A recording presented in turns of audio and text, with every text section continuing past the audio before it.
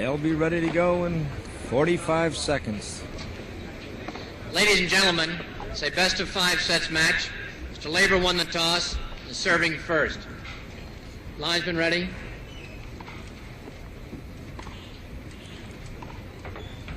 Rod Laver has the balls. He won the toss. He's going to serve first, and here he goes for the championship of the United States. Tonny Roche, the receiver. 2 Australians. Double fault. Double fault. Love 15. Bad start.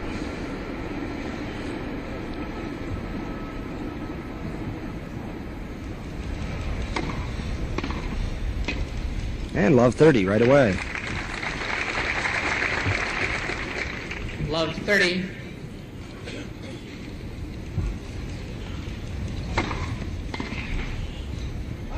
Out. Apparently the ball boy behind the court is moving 30. Moving when Rod was serving. Tony wants him to be quiet. Ball.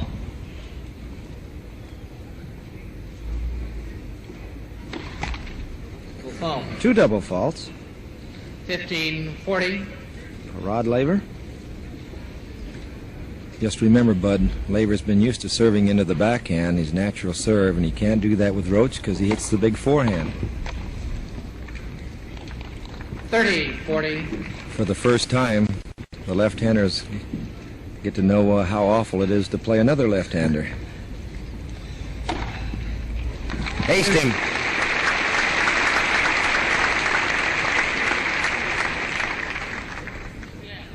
Now Roche yells at a photographer, sit down. Gentleman does immediately. Ball. Tony's a little edgy. Haven't seen him react with nerves before, but this is the biggest thing in his life. Out. Advantage, Mr. Roche. So another break point, an opening game ordeal for Rod Laver. Third breaker against him. Ball.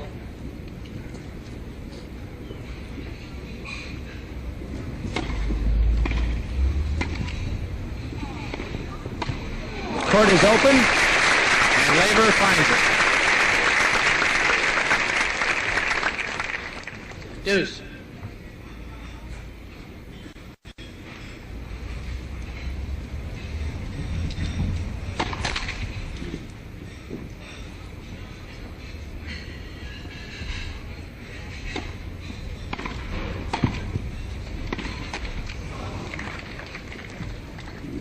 Advantage, Mr. Laver.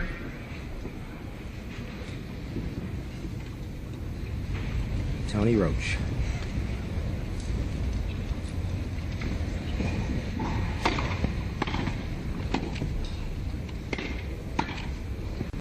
And the winning volley.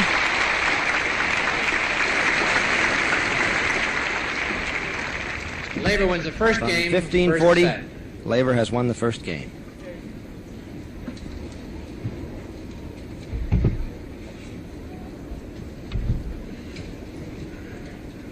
Rod Laver was a little nervous, it seemed to me, in that first game, Bud. 2 double faults and an easy volley error. One must remember that 31 years of age and have been a competing tennis player, I guess, from the age of 9. He faces the biggest hopeful win of his life. Tonny Roche serving for the first time and losing his first service Love point. 15.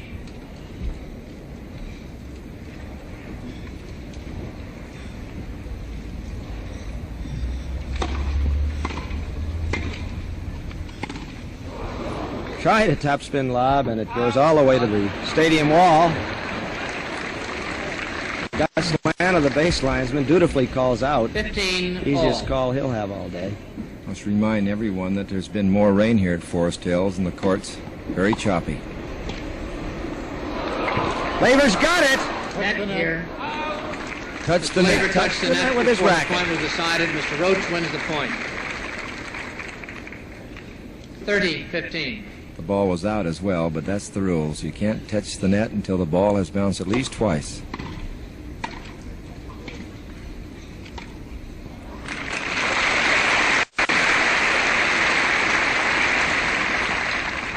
40-15.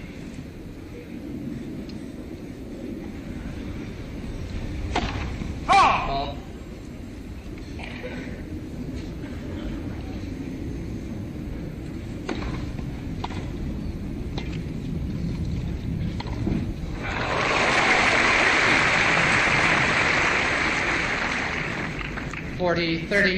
Of course, that's the reason why Rod Laver is such an exceptional champion as a left-hander. He's been the first one, really, with power to be able to control a backhand stroke.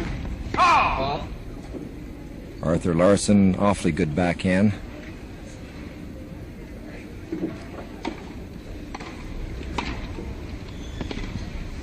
Down the line. Deuce.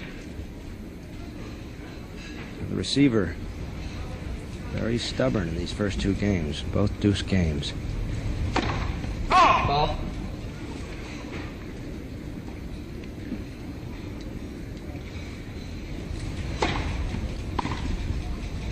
Out. Advantage, Mr. Roche.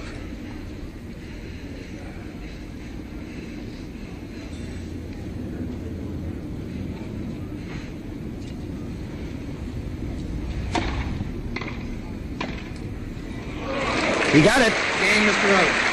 1-all. Games are 1-all, first set. That's a great start. Both boys in a little bit of difficulty, but coming out of it, so they should be relaxed and ready to play their best. Ball.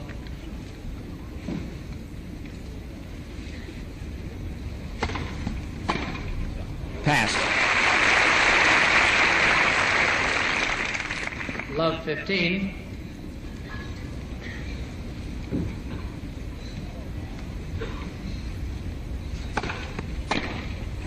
And again the forehand. Love 30. I guess Rod's going to try to stay away from that Roche forehand. Those are two blistering shots. Ball.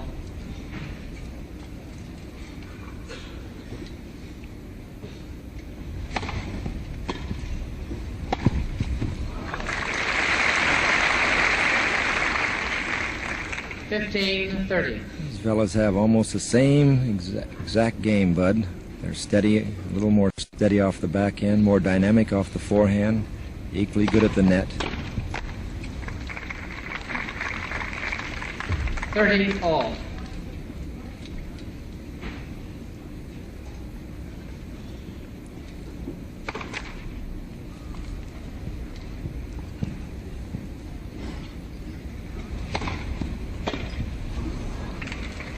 $40-30. 40-30.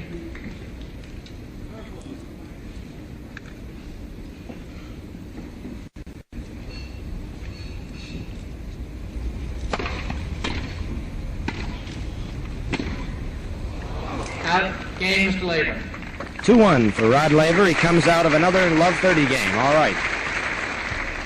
Mr. Laver leads 2-1, first set.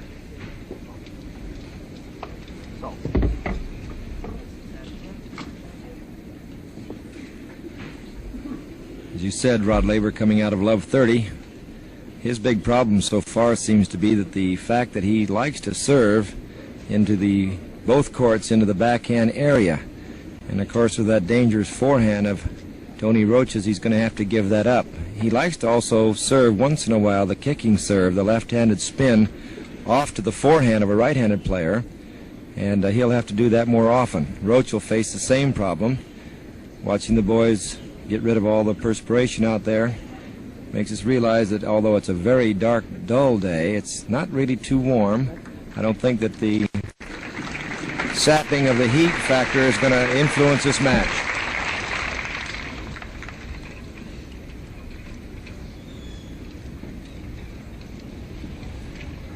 Roche will serve. 1-2. They've just begun. Out. 15, love.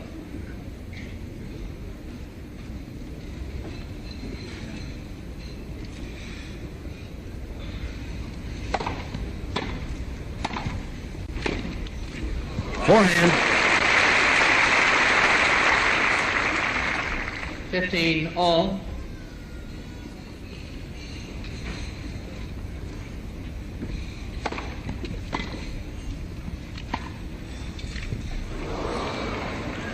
Well, no bounce. Perplexed Rod Laver. 30-15. Roche put a lot of underslice on that backhand down the line, but the ball just rolled. It's a very tough court.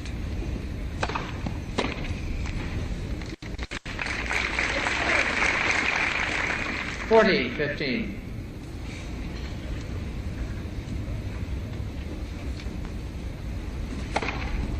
Ball.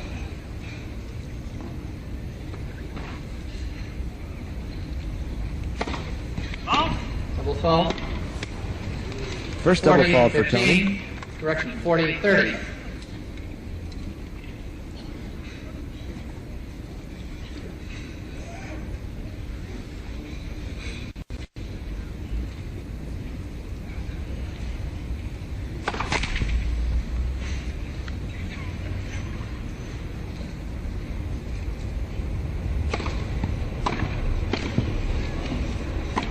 Goes that backhand with so much topspin.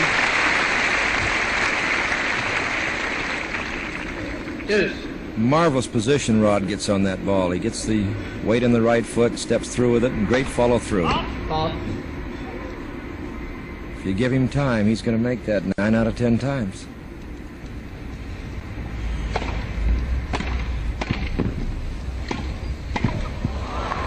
Out.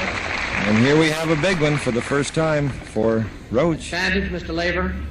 Rod Laver suffered through a couple of bad outs. Now this is the first chance that Rod will have to break serve.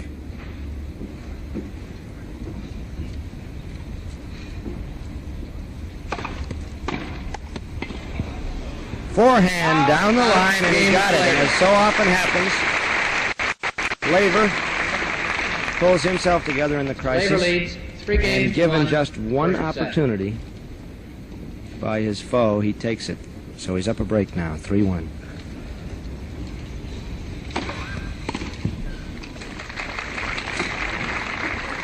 $15 love.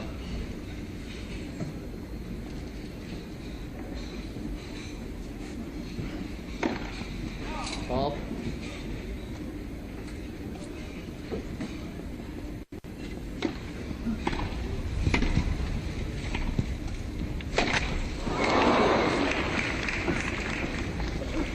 $15 all. Left-handers handle the overheads more like badminton players. They give that reverse twist, and Rod very seldom misses one from that position.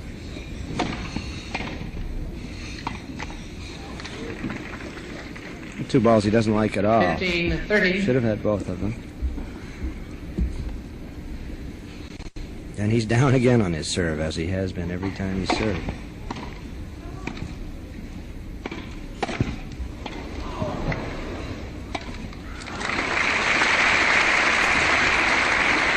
$30 all. 30 all. Roche looked over to a ball boy who was moving. Now he stopped. Ball.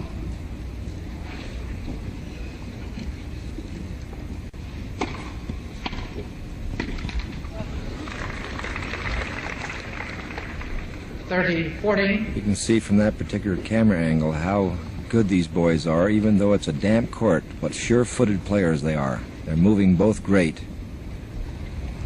Break point for Roche. Ball.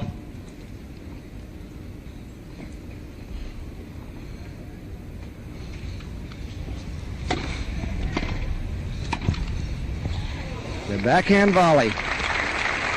Right inside the line. Deuce.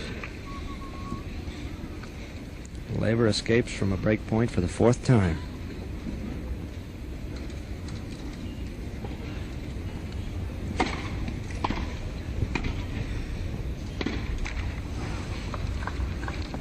Advantage, Mr. Laver. Boy, Rod Laver's really had his homework. He worked out because he knows exactly where Roche is hitting the ball. He hasn't moved the wrong direction once. Of course, these fellows watch each other and they get to know the percentages of which direction the boys are going to hit. Fault. 3 double faults for Laver. Deuce.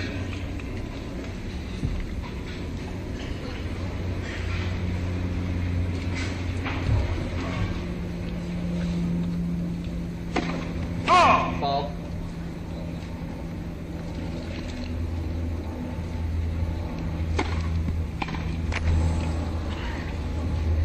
Advantage, Mr. Laver.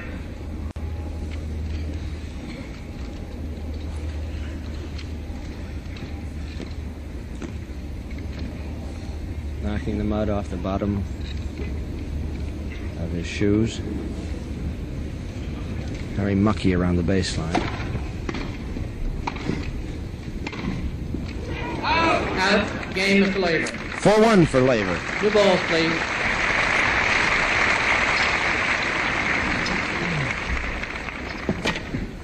Mr. Laver leads 4 games to 1, first set.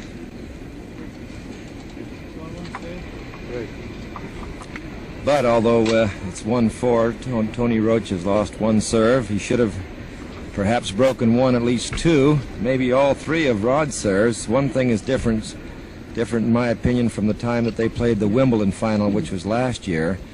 Tonny Roche later divulged that he had a little bit of a tummy pull and he couldn't serve as well. They're both physically fit today, and Roche played almost, I guess, 3 hours yesterday against Newcomb, and he looks like he has come back very, very strong. Rod had a little bit of an edge in the fact that he only had to take 2 games to secure a victory against Arthur Ashe. I don't really feel that its conditioning is going to tell in this match, because although Roche is 7 years younger than Rod Laver, it's the kind of weather and the kind of courts that I don't think will just take that much out of the guys. So it's going to be the one who makes the shots today.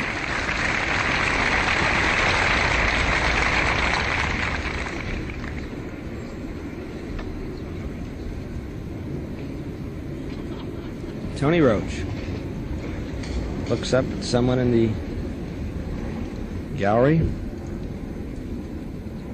shows the new balls to his opponent, Rod Laver.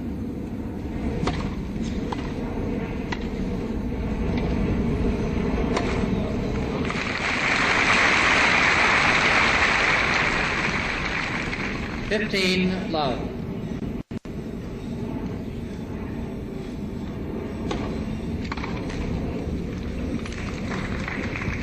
30, Love.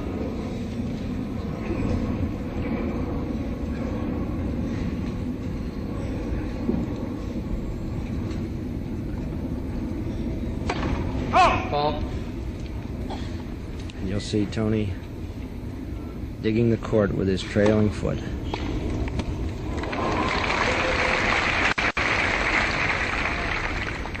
$30-15.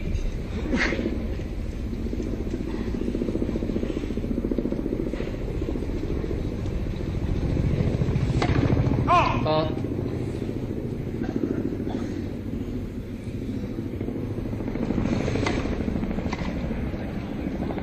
Out. 40-15.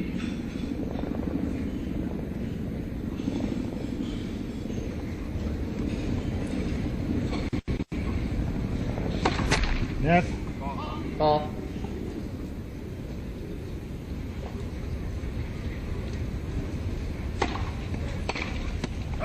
Out. Game, Mr. Roche. 4-2 for Laver.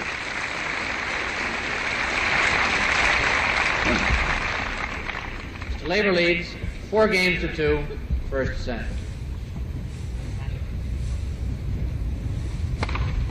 Fault.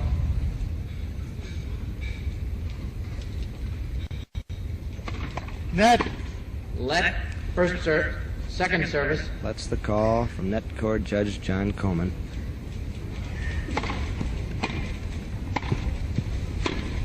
There's a forehand again.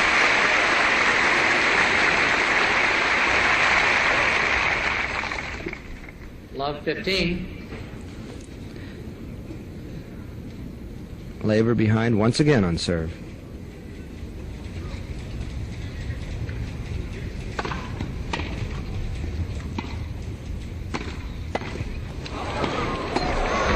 Roche down.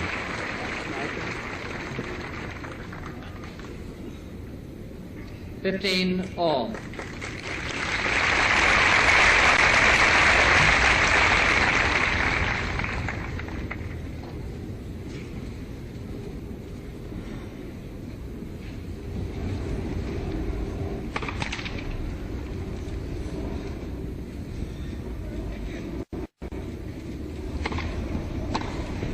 And now Laver down. Well, at least the court's being fair. They've both 15, taken a 30. tumble on consecutive points. That was interesting because Rod has been coming the net very nicely and handling the wet stuff terrific. A couple of spills like that in mid-court, he could lose his confidence as to the footing. Double fault. Here's double fault. 4 for Laver. 15-40. But this is the fourth game on serve that Rod Laver's been close to losing it, but he's been tremendous in pulling out the service game. Let's see, he had 4 ad points against him. 4 break points, right. Well, he saves another. Still a break point. 30-40.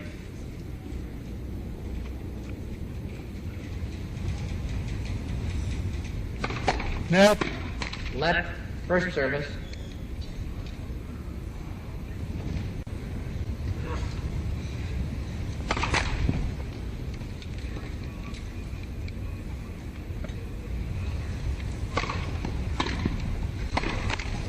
Not this time.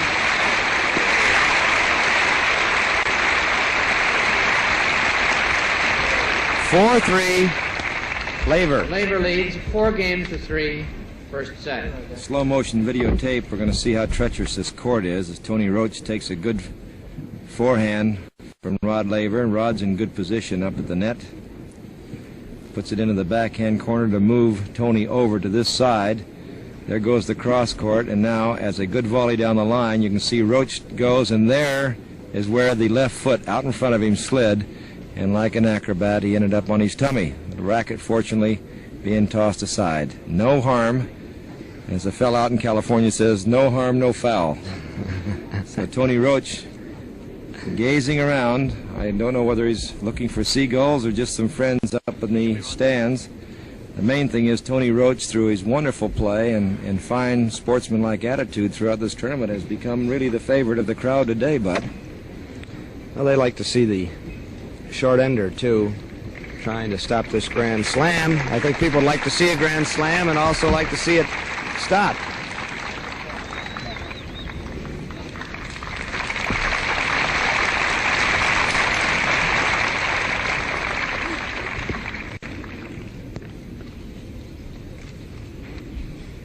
Three, 4. Tonny Roche has just broken Rod Laver.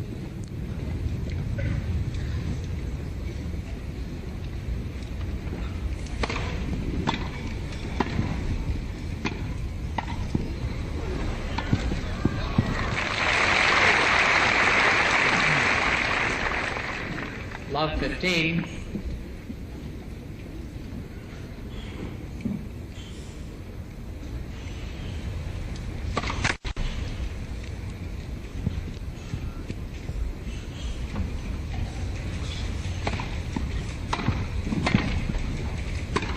The backhand.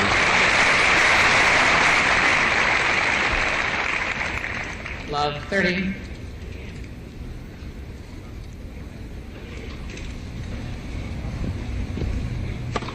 Net.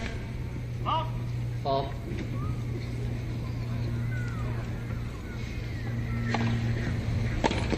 Gee.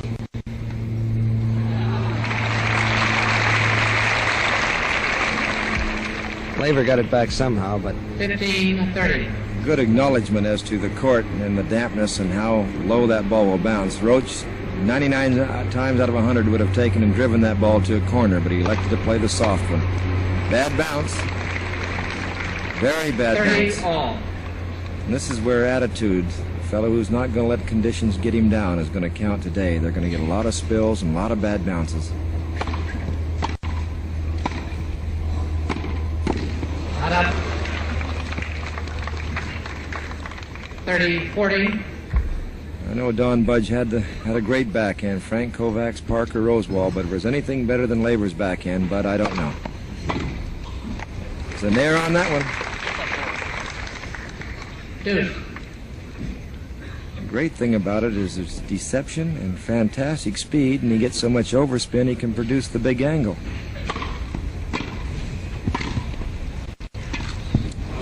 Went back on him when everybody in the ballpark, including Roche, expected him to go down the line, and he can hit that slice Advantage, backhand Mr. Laver. cross court so nicely. Second break point.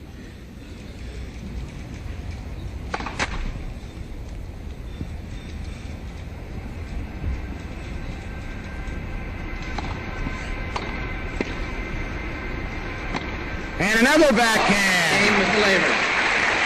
All the way along the court, into the corner. And Laver will now be serving for the set. The Laver leads 5-3. 5-3, first set. Bud, you mentioned the slice, and I've been talking overspin. Rod uses the slice when he knows he just wants to keep the ball in play. He knew he had Roche beaten. He didn't want to miss. Fault. Took a much shorter stroke.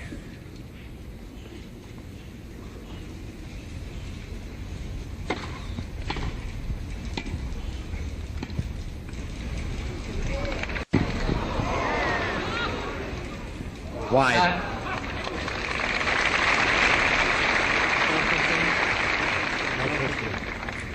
Love 15.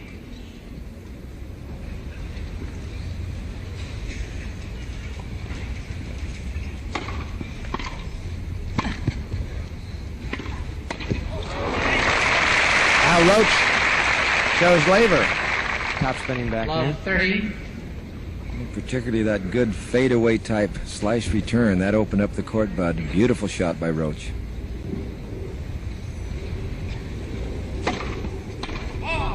Fault. Very slow call by one of the finest of the linesmen, Frank Hammond. He won the McGovern Award yesterday, Bud, for the best umpire of the year, I understand. That's right.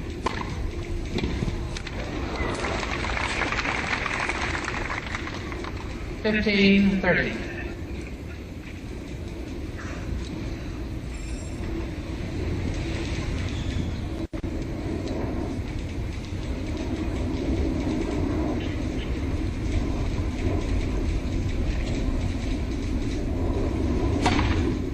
Fault.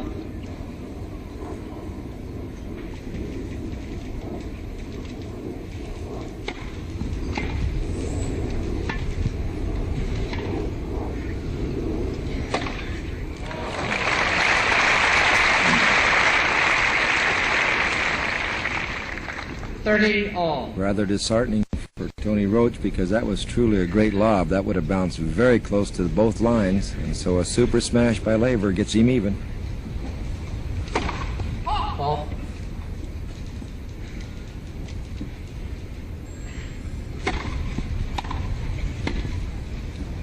Goes out. 30, 40. Rod Laver, who has been behind every game he's served in this set, is now down a break point. He's saved 5 of them before succumbing. And he saves another. Deuce.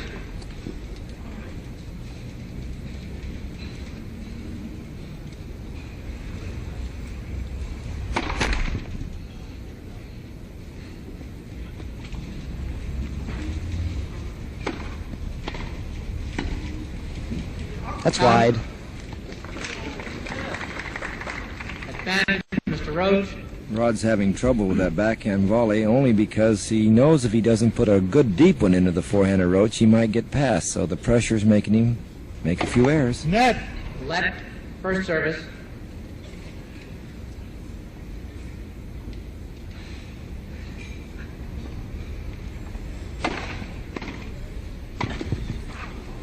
Roche has the court, and now Mr. Roche. he goes behind Laver and makes the break. Rod Laver got as close as 2 points from that set. Roche wouldn't let him have it. 4-5, Roche serving.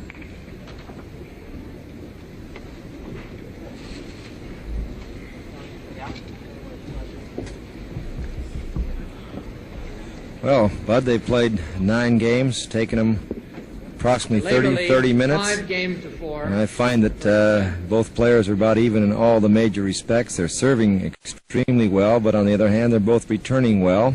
Been 4 service breaks, mainly produced by really fine backhands by both players. We expect that from Rod Laver because he does have the better of the 2 backhands. But Roche has been surprisingly good, very accurate on the cross-court return. We're seeing Rod Laver, I believe, going to go to some spiked shoes.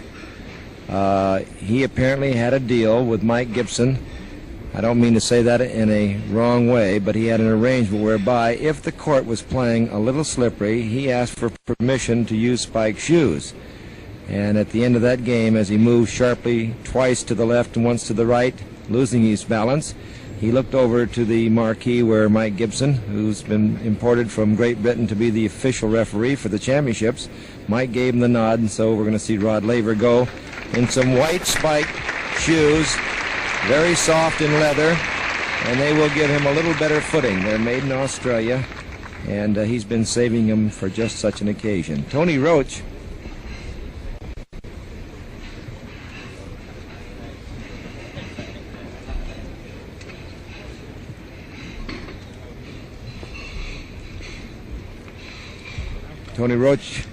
picking up the idea of the court being slippery and Laver getting position, I should say, permission to use spikes.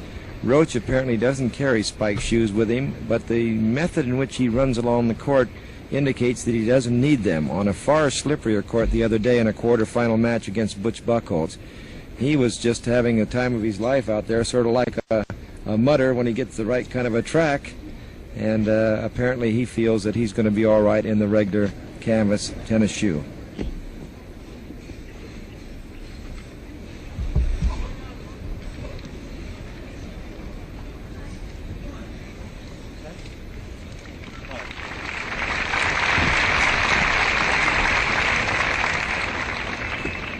Rod Laver kicked at the court there to test his spikes. Short spikes, 3/8 of an inch. 15 love. 6 spikes on the sole and 2 on the heel. Ball. I think the ones in Australia actually have 3 in the heel. They're a little different than our jumping shoe, Bud. Pick up the racket, Tony. It doesn't matter.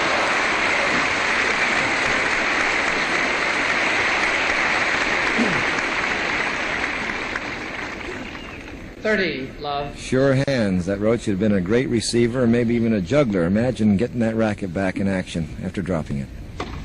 Ball.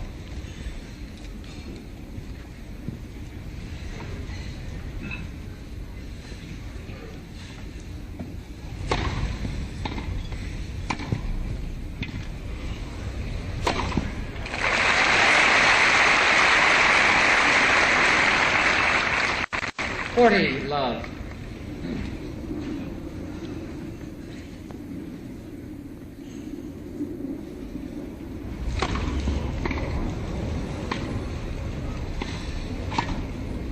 Another stop volley. So the match is even, 5-all. Games are 5-all, first set. But a big thing here now that Laver's got the spikes on. Can he serve with them? Because he's a toe dragger and he's going to have to lift that foot instead of dragging it. Off. And sometimes this bit of change in the equipment does cause a server to lose his rhythm. Love 15. Believe me, this is important because in 1958, Alex Olmedo won the Davis Cup for the United States. And it was really as much the problem was that Anderson and Cooper, the Australians, couldn't serve with spikes, and Alex could. Now Love 30, and Laver maintains the tradition 30. of this match for him, going right down behind on his serve.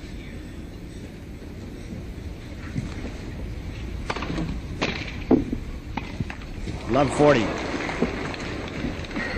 Love 40. Well, he's come out of a couple of Love 30s. He's come out of 15 40s. But here's Love 40. 3 break points waiting for Tonny Roche.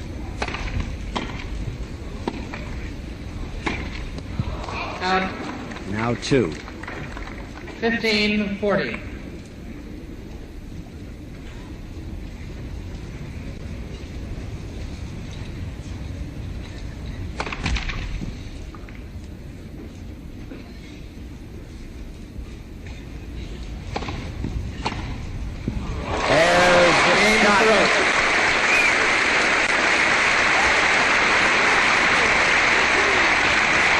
And now, Tonny Roche will be serving for the set. Roche leads 6-5, first set.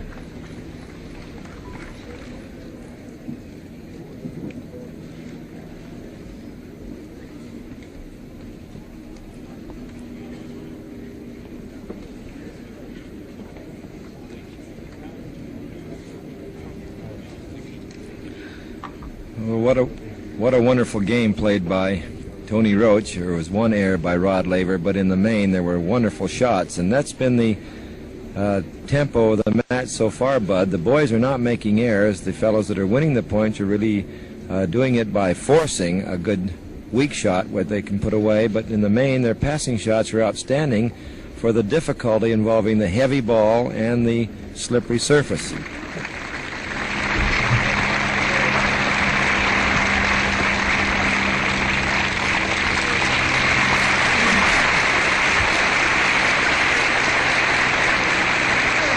So Rod Laver had his shot at the first set at 5-3.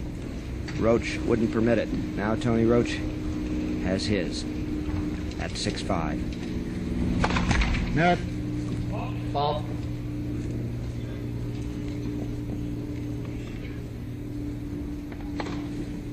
Starts with a double fault. Call from Herb Love Lewis 15. on the line. Second double fault for Roche. A few of the disapproving whistles from around the stadium.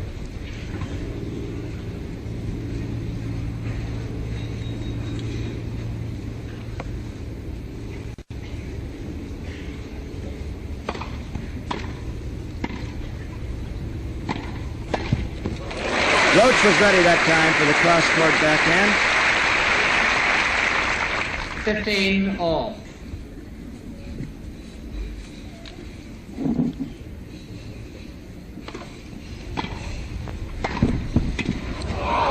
Beautiful volley by Laver. He had to intercept that ball. 15-30. Could have landed in the corner, and he did it. Got the winner now, 15-30. 30 all. 30 all. You saw the value of the track shoes or the spikes we've been talking about with Laver, because he was going the other direction. He stopped like on a dime and turned around. He hacked at it and made the shot. Off the wood, very high in the racket. The ball went over the net with a lot of nothing on it, but it didn't have top spin. It was just hit. 30-40. Hit so high on the racket it had no pace, and it turned into a lob placement. Point for the break. Laver says sometimes you've got to hack at the ball and just club it over anyway. That time he did. And it was one of the biggest points of this match. Down the line, and he's booking him back. 2 balls, please. 6 all, and Tonny Roche came as close as 2 points from the set. Games are 6 all, first set.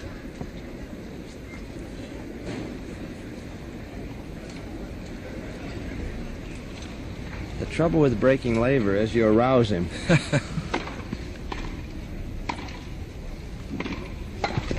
And he dips it over.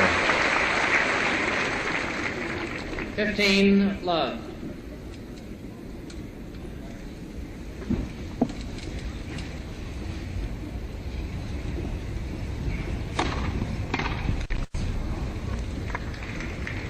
$30 love.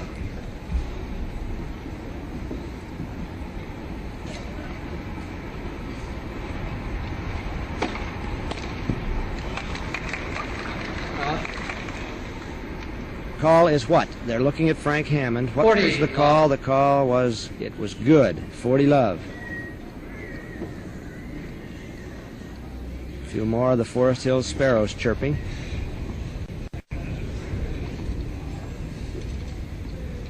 But Frank Hammond has the best seat in the house. He's right on that line. Well, that won't come back, and Laver will have 7-6.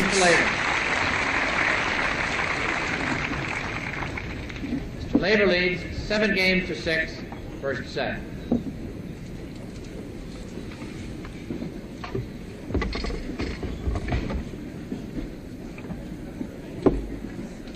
Bud, the key to the game that Tonny Roche could have closed out the set was he got himself in a jam by serving that first double, and that allowed Rod Laver to take a real free swipe at the next couple.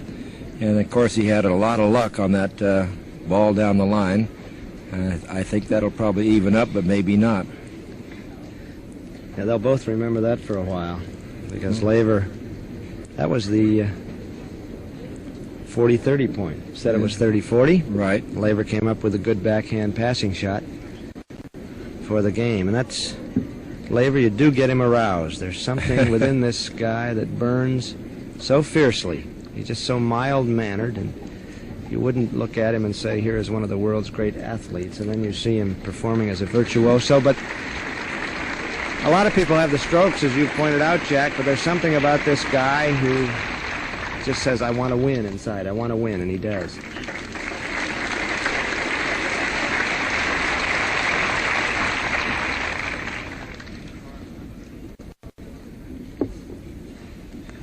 Tonny Roche now is serving the possible set game. 2 games ago, he was serving for the set. Now he must continue to hold serve to stay in the set. Net. Let first service. Roche serving to Rod Laver for the U.S. Open Championship. Ball.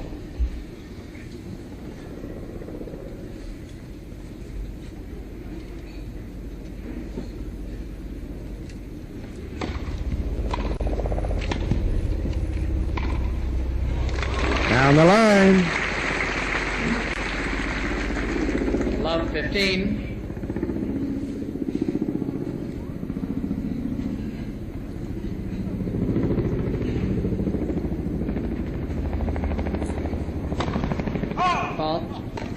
That was a bad call, and Frank very seldom makes one, but Rod, as you can see, looking over.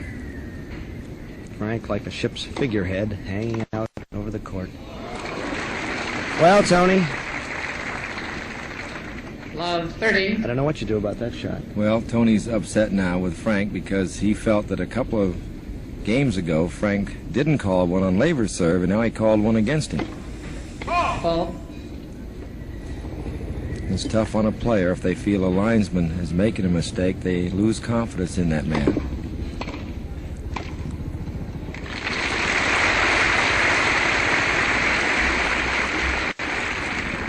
15-30. But it sure won't happen here today. But do you know that if a fella does make a couple of bad calls, the player has the prerogative of asking the linesman to be removed. I'm certain this won't happen. 30 all. Out.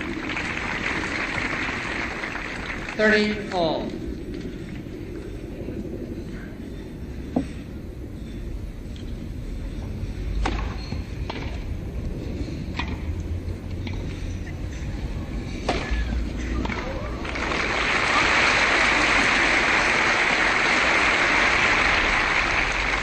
$40-30.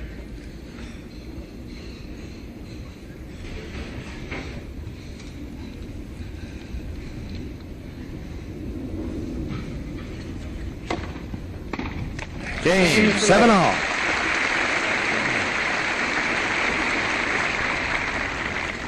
Games are 7 all, first set. And Roche came out from love 30.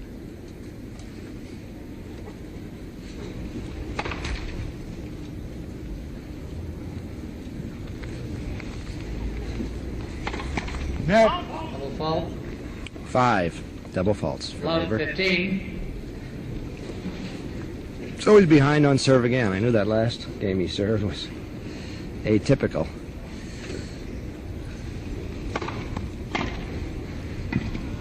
Down love 30. Out. Love 30.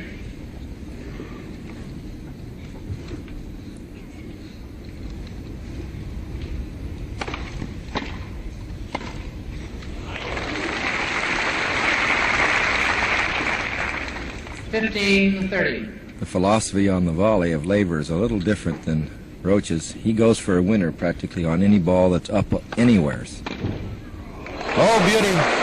There's that forehand again that Roche has been so 40. vicious with. 2 more break points for Tonny Roche. He's had a ton of them in this set.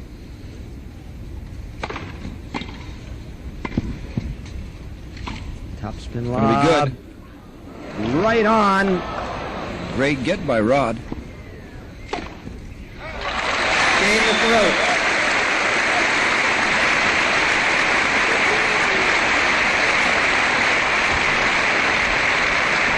Rod Laver. Way down Roche again. leads And Roche will be 8-7 serving first for the set at 8-7.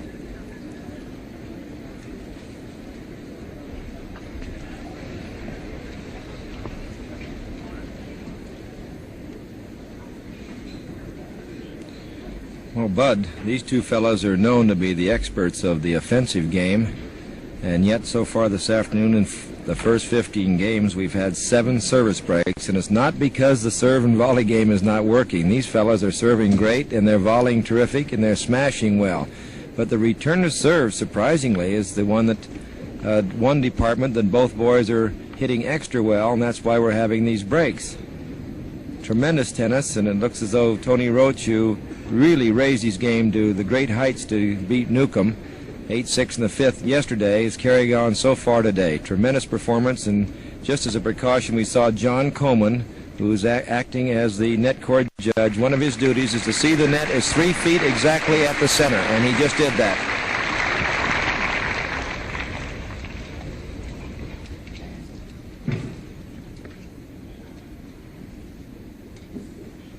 Roche serving far court to Rod Laver. Out. Missed it. 15 love. Sky turning purple. Does not look good here.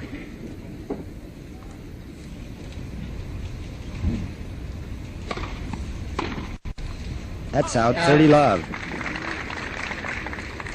30 love.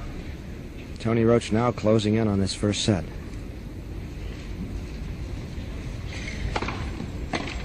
$40 love.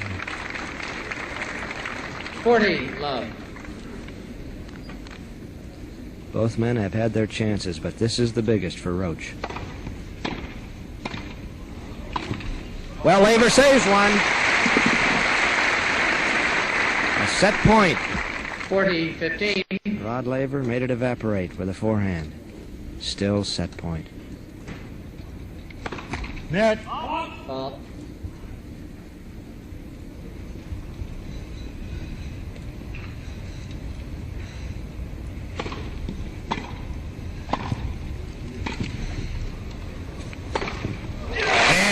The set for Tonny Roche at 9-7.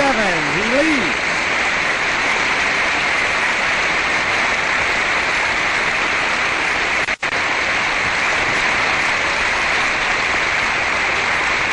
Roche wins the first set, 9-7, and leads in the match 1-0. Ready to go. Second set. Laver serving. Fault. 47 minutes, I should say, Bud, of tremendous tennis. Both boys playing great. Roche just a little bit of the edge. Out. 15 love.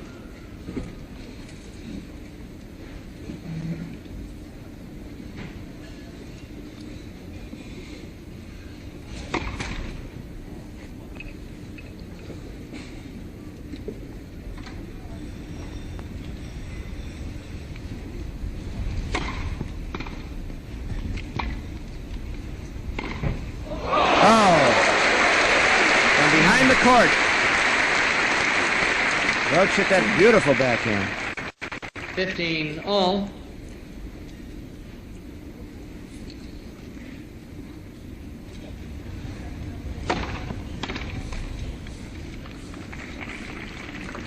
$30-15.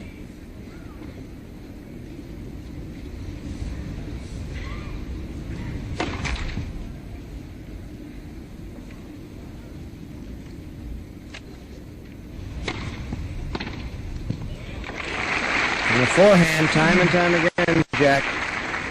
Well, 30 all. Tony's returning the backhand extra well and putting Rod in difficulty to make a good volley, but that forehand is devastating, so Rod really has a problem of which way to serve to get the result. Maybe right at him. Ball.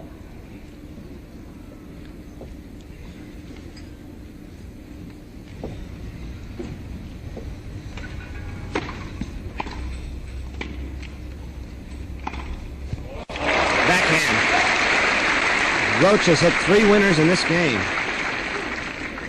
30-40. Laver cannot serve with comfort. He's only had 1 game, and he's won easily in the entire match.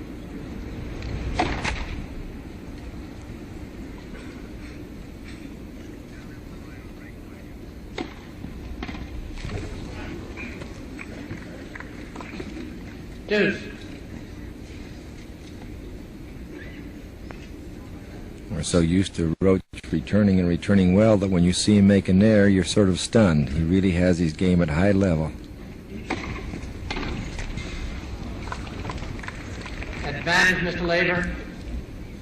Rodney just laboring a little bit on his serve, and I'm certain it's because he's not used to using these spike shoes. He's not as comfortable. He can't drag that back foot.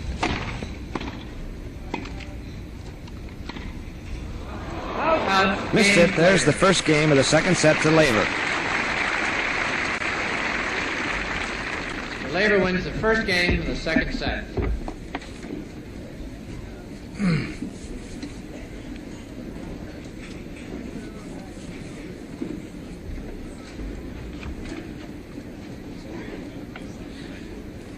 Well, you can never, in your right mind, I don't think, Bud, have expected Rod Laver to lose today. You just have seen him win so often, particularly this year when he has 3 legs of the Slam, 3 greatest championships to go along with his wonderful win of the National Pro Championships as well in Boston.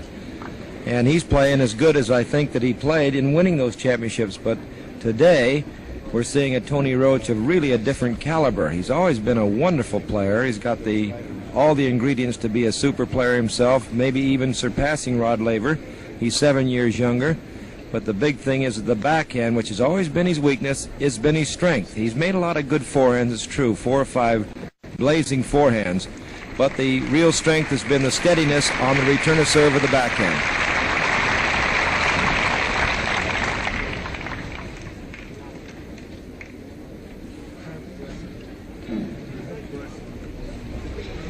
Tonny Roche is the server, near court to Rod Laver.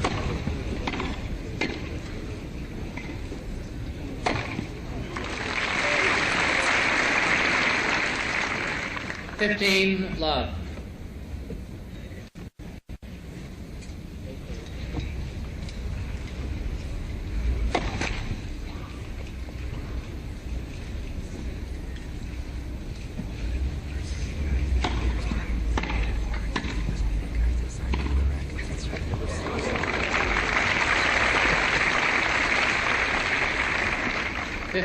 All.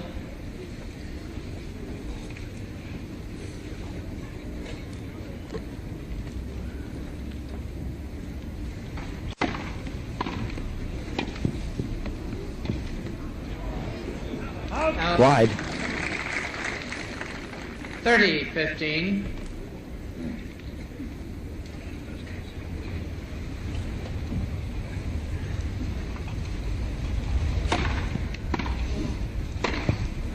Well, he misses one, and that's unusual for Tony. 30 all. Been playing so strongly. Had the easy volley.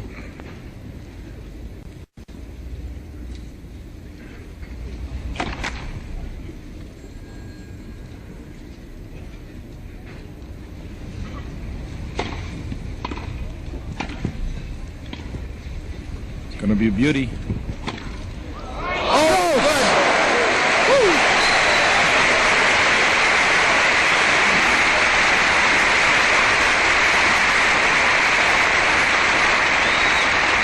Everything was going on that shot. He decided he'd let it rip, and it got in there past Laver.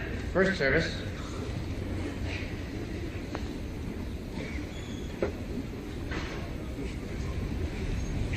Net. Let. First service.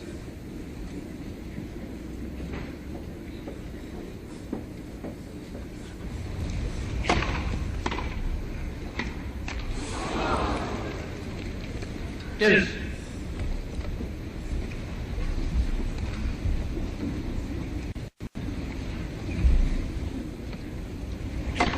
Call.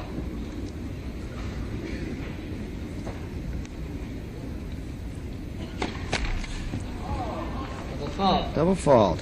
Third for Tony. Advantage, Mr. Laver.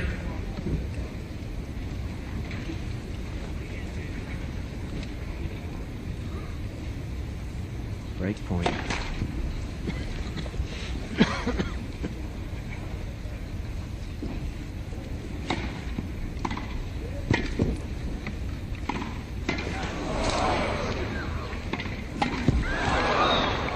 Out. Game, Mr. Laver. Laver had Roche lunging, and he couldn't come up with the last one.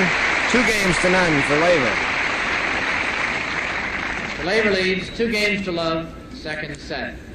Good play by Rod Laver, who's stepping up his hitting. That's what we've noticed through the years, that Laver is one champion that when he gets behind and he's been hitting hard, he simply starts hitting harder until they start going in. Most people will try control to try to get back into a match, but Rod goes the other way. He's all power. 15, love.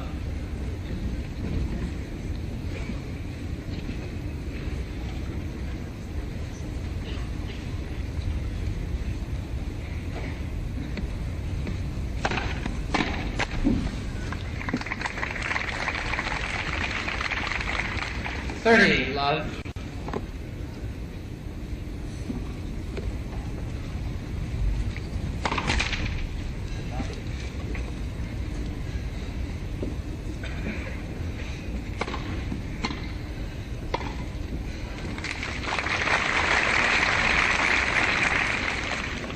Love.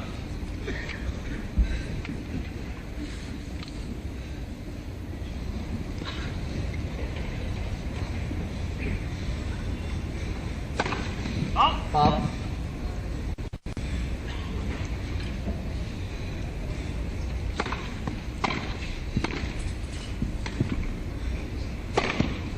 Game is Laver. Laver had 3-0.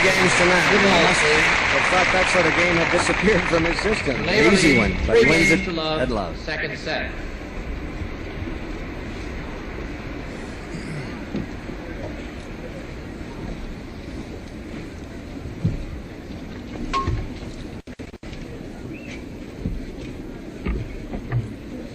But it's only one service break in that 3-love lead for Rod in the second set, and I think he deserves to have this lead. Normally, some players, when they win a set like Tonny Roche has in a momentous occasion such as this, they might let up. I don't think Roche did let up. The thing was that he played one serve a little too close. That gave Rod the chance to break, and then Rod made a very, very fine shot. I should say about 4 shots to win the point that counted for the break itself. So Rod Laver, I think you'll find that even though he certainly would be crushed by this loss, he's the type of a champion that will find him improving his game. I don't think that he'll play any worse than he has up to now, and normally he would be way ahead playing the way he's played so far. He's just played a great Roche so far.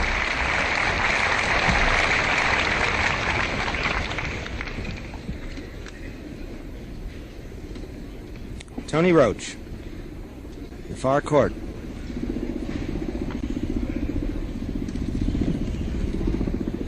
He's the server.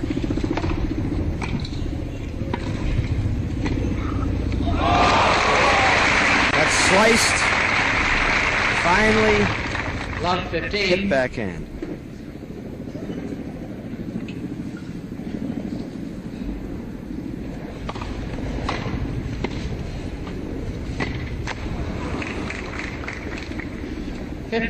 All.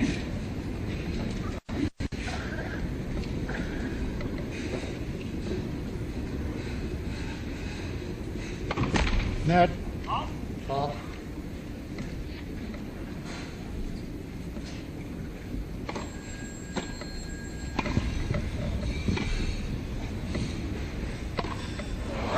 hustle paid off for Laver. He ran down that ball, put up the lob. 15-30. The interesting thing is that lob was right into the forehand side, or the correct smashing side for Tonny Roche. They hit the ball better when it's back over their shoulder. Rod's the same way. Good. On the line. 15-40. Here's one Rod Laver really wants. He can get up 2 breaks right here. And he does. Game to Laver.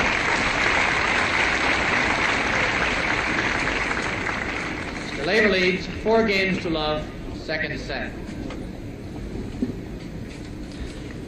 Rod Laver now 4 games to none.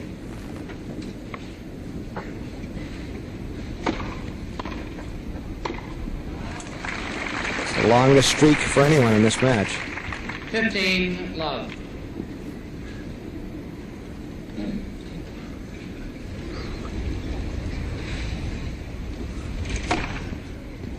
$30 love. Ace. Second one.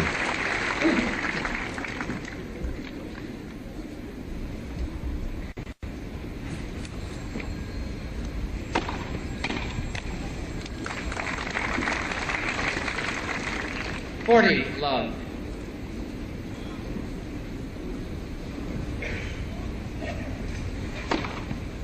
Another ace. Laver. 5 straight games for Laver. Mr. Laver leads 5 games to love, second set.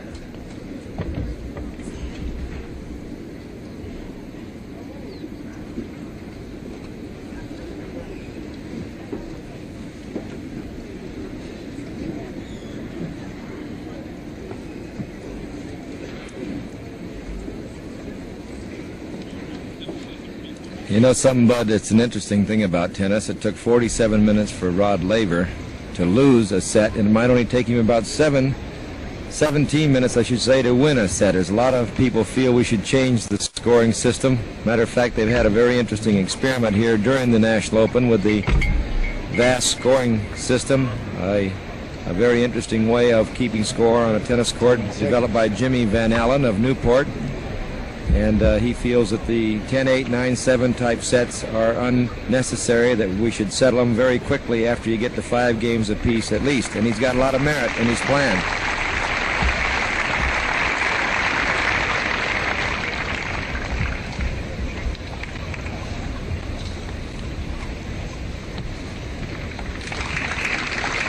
The umbrellas have come out now at Forest Hills.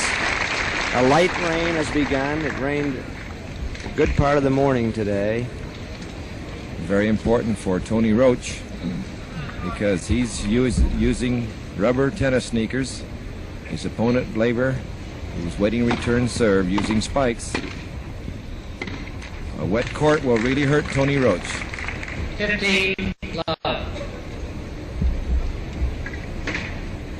Laver, kangaroo on his breast. Ball.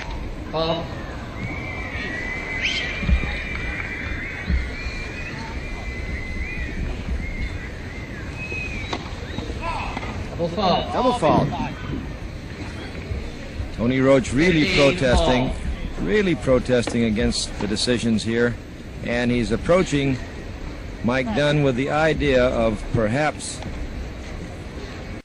I don't know whether he'd do it, but perhaps suggesting at least to replace one of the very, very best service line callers that we've ever had in the game.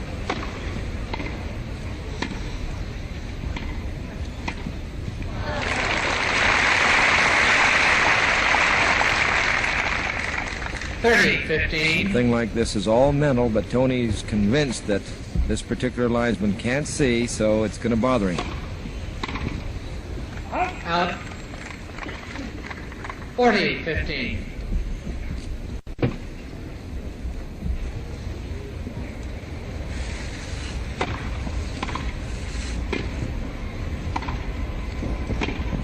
$40-30. 40-30. The only important thing about this game is that Roche would like to really hold it so that he might start serving the third set.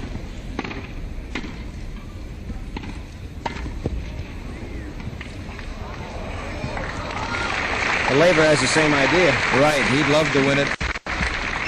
Keep the win streak going. He's won 5 games in a row. Tonny Roche has won 2 big sets in this tournament, 6-love.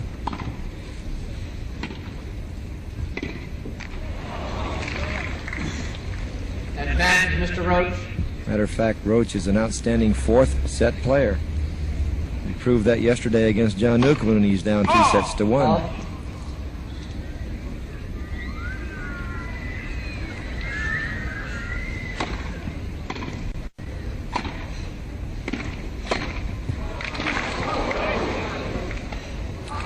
So Tonny has come up with a stopper, but he's still way behind, and Rod Laver will be serving for the second Laver set. leads 5 games to 1, second set.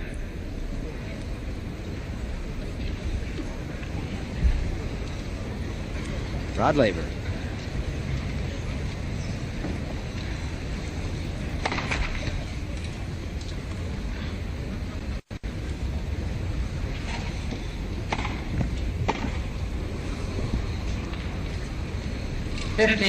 Love. Tonny looked puzzled on that. He swung at the ball and nothing much happened. Well, the ball didn't come through. It was hit hard, and it hit something there on the court and just stopped and hung up in midair. Sort of laughed at Tonny. Ball.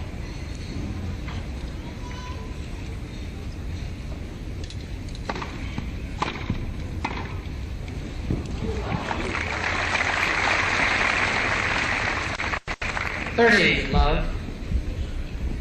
Laver's serving better, and Tonny's not returning as well. No, Tonny's let down. It's understandable. He doesn't feel he can win the set, so it's not going to break his heart. He'd still have to break another serve, but if he won this one, and he feels it'd be better to break one early in the 3rd set.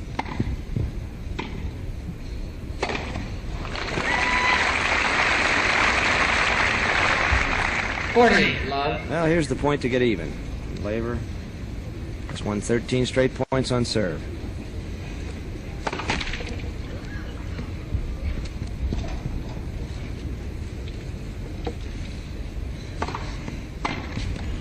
And this match is even. Second set. Laver.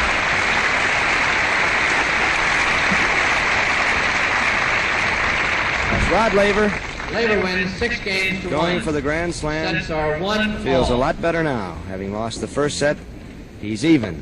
Set apiece.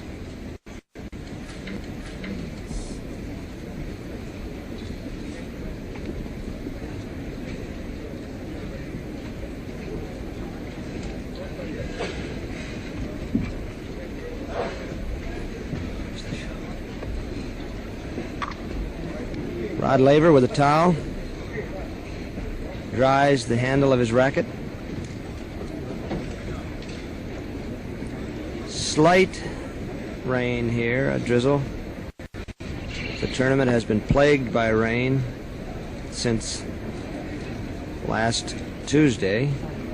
Lost 2 days to rain. We just saw a little maneuver there by Rod Laver, who was carrying something that he no doubt is going to use for quick energy. You can see that he's chewing on something.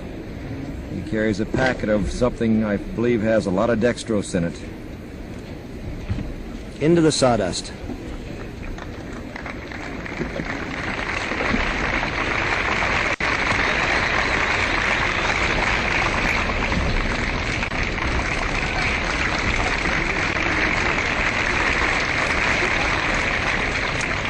Well, that's a new ball game, bud. 1 set apiece.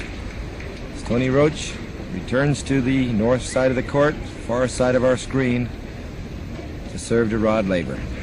Fast set for Rod Laver, only 20 minutes as we start the 3rd set of this best-of-5 set match. 15 love. Now, Tonny Roche, the only man in tennis with an edge on Rod Laver. 6-3. He's ahead as professionals. They played once as amateurs. That's 7 years ago, and Laver won that.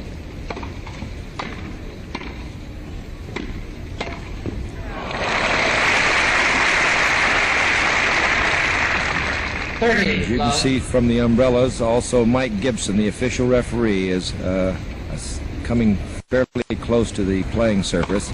there might be a decision to suspend play here. Roche. That's Mike There's Gibson Mike. from Great Britain, the man who controls the event at Wimbledon, also the Open in South Africa, and who has turned in a great job here at Forest Hills. Good thing he's got a mustache to make that Off upper they lip go. stay That's stiff, the sign. Off they go. He's had so much trouble, and he says, let's go inside and wait for a while. So play is suspended. Balls, boys, please. In the first game, after the first game of the third set, and it's a set apiece. Roche has won the first game, third set.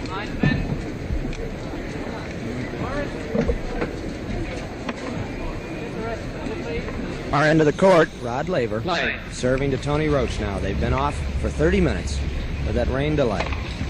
It's love 1 Out. in the third set. The match is even. 15, love. Roche held serve to open the third set. Then the rain came down, second rain of the afternoon, the first time it's interrupted the match. They went off for 30 minutes.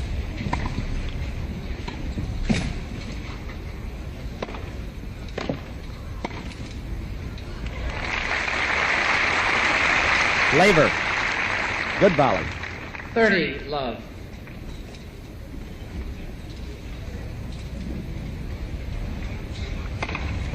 Fault.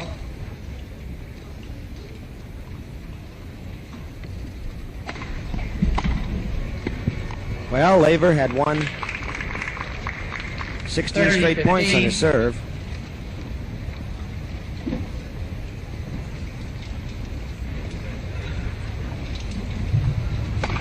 Fault.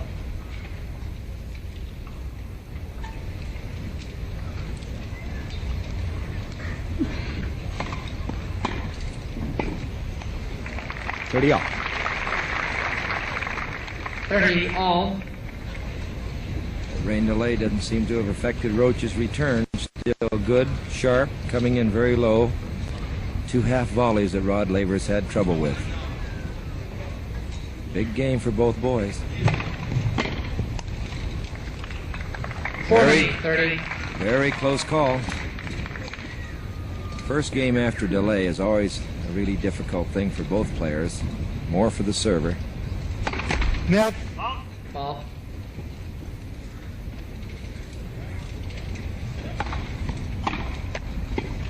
Deuce. And that was a let ball off the forehand. Deuce. Tonny Roche playing him very close to that net.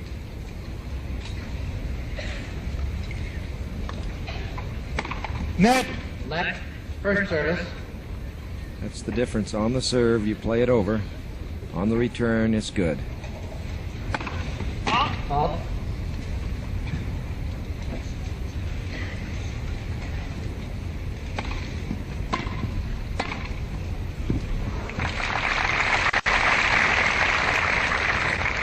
Advantage, Mr. Laver.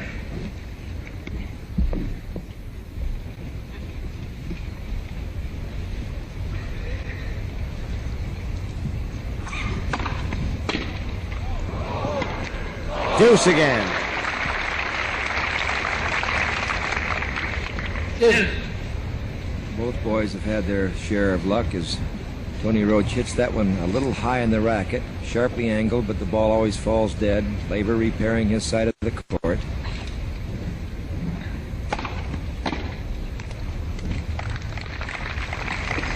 Advantage, Mr. Laver.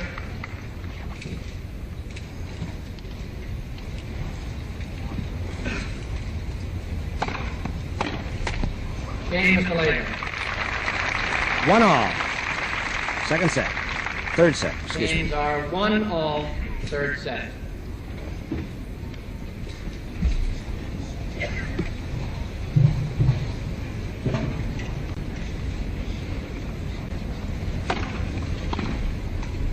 Tonny Roche. 15, love.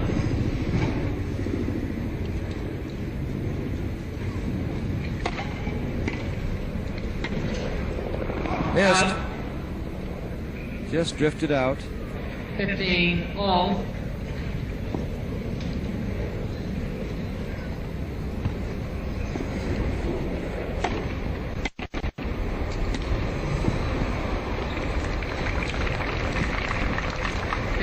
15-30. One of the few that Roche has put into the forehand of Laver, and he pays the price. Good return.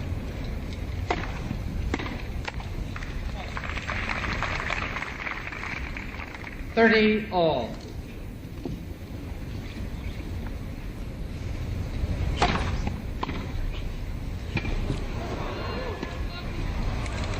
Great get. I don't know whether it's going to stay in. Yep. Oh my gosh, Laver made it. Great overhead. 30-40. So he has the break point against Roche.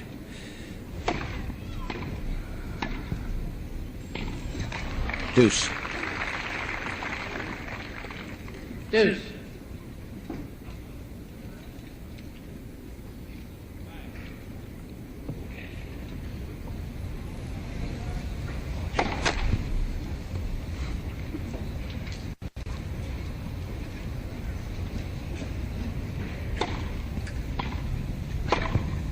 Out. Advantage, Mr. Laver.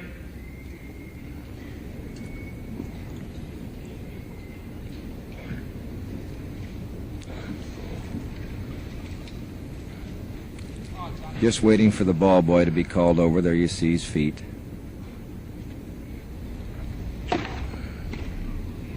Good serve by Roche down the middle. Deuce again. Deuce.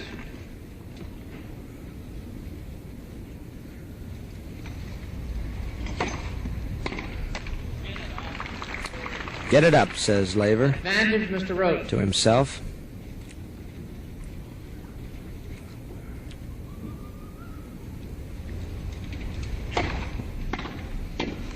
He did. Boy. Deuce. Again, deuce. Third time.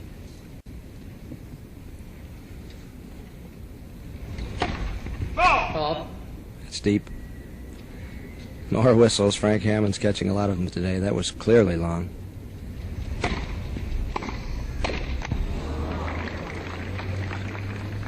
Advantage, Mr. Laver. And a break point. The area around the baseline now is becoming a ravine. As players dig in.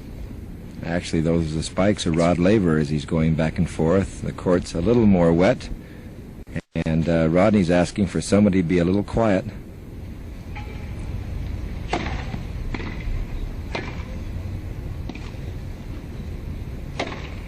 Missed. It's out. Game, Mr. Laver. Jack Starr makes the call on the baseline. Roche misses the overhead and is broken. And Laver leads 2-1, third Laver set. leads 2-1, third set. New balls, please. We're going to see one of the really fine overheads that we've seen in the tournament. As here comes Tonny Roche into the net behind his serve. Rod Laver's backhand goes at a good angle. And here's a fine reach by Tonny, but there's Rodney waiting for a soft one, and he hits it beautifully over in the corner. Doesn't look like Roche can possibly get it, but just at the last instant he throws it up. Now let's watch the position as Rod goes back. Most people would drop this. He elects to hit it in the air. You can imagine where it was going to land, right on the line, and he drills it to the opposite side, landing once again on the line for the winning shot.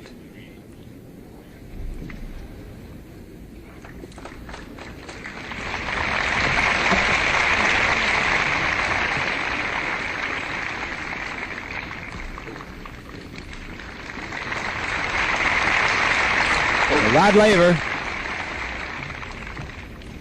may feel the momentum moving towards him. It seems that way. Roche, after winning the first set 9-7, has not offered as much opposition. Now Laver retying his shoestrings.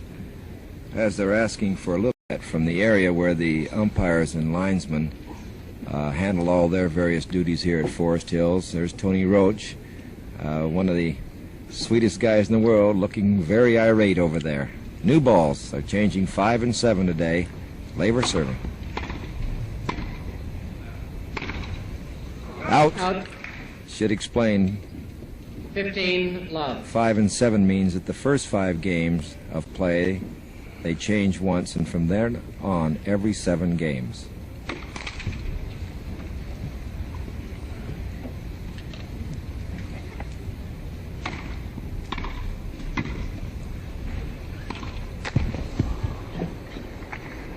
30, love.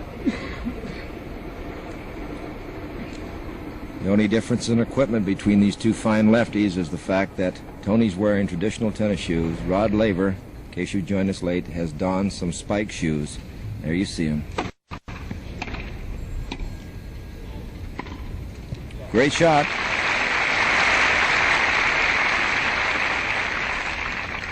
(30-15).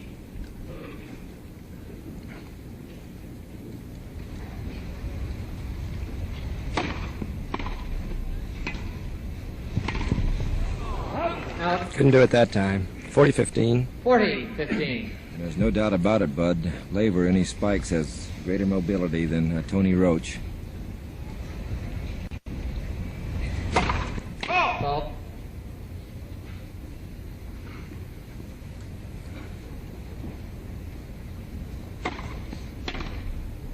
Out. Game, Mr. Laver. 3-1 for Rod Laver. Roche will serve. Laver leads 3-1, third set.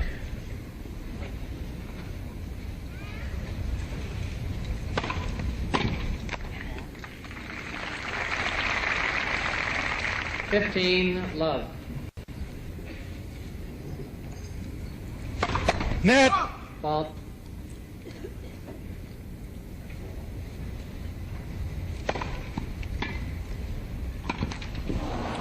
Sitting up there for him, and he netted it.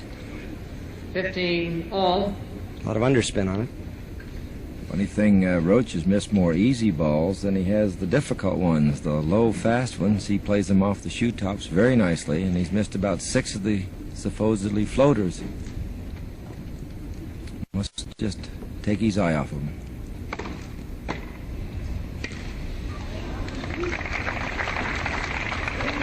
(15-30).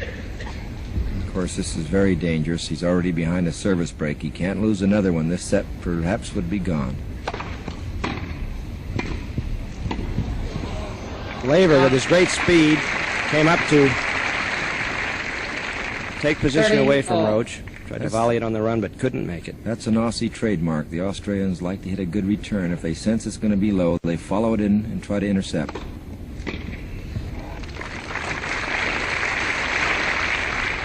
(40-30).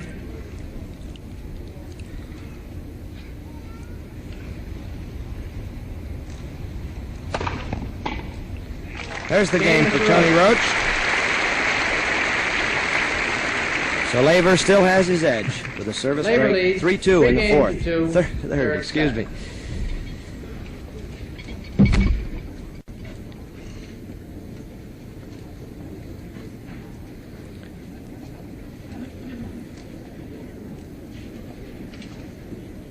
But it seems to me, as we watch 4 ball boys out there trying to repair the divots, that the rain was very light, but it just has softened up the court to the extent that we're getting more slow bounces. Good fast serves are coming up a little slower off the turf. The footing has become a little more difficult for Roche without the cleated type shoes. And I think the balls are going to be more difficult to control because they're going to be heavy. There you can see it. It looks like an area of a driving range practice setup.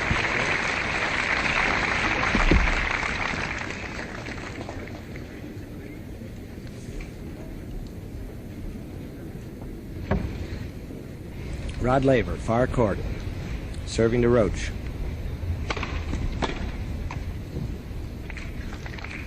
(15) love.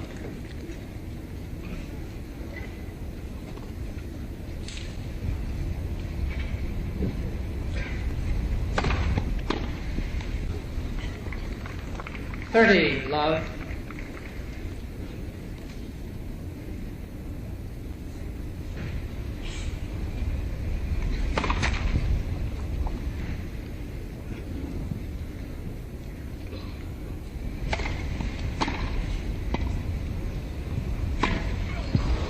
That's out.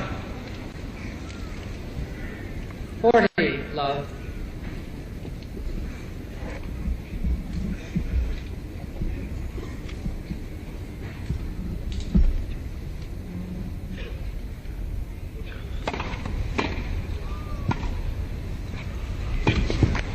Game with Laver, 4-2, and he's been winning his serve a lot easier, Jack.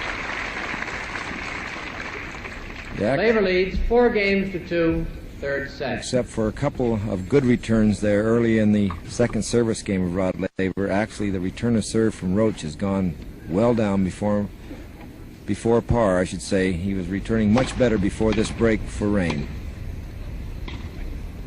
Great lob.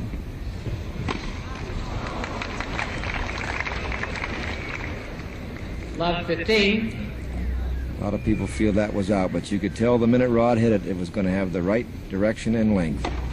Fault. It's just a whistling day out here. The musical gallery. Out. Love 30. Tonny Roche has been groping ever since he won the first set. He's now down 2-4. He's down love 30. 15-30. 15-30.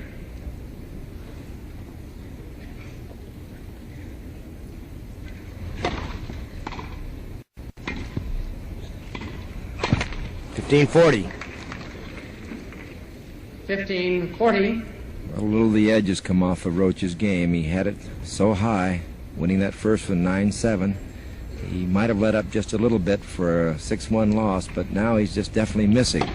Fault. He's concentrating, he's trying, but he just doesn't have the touch right now.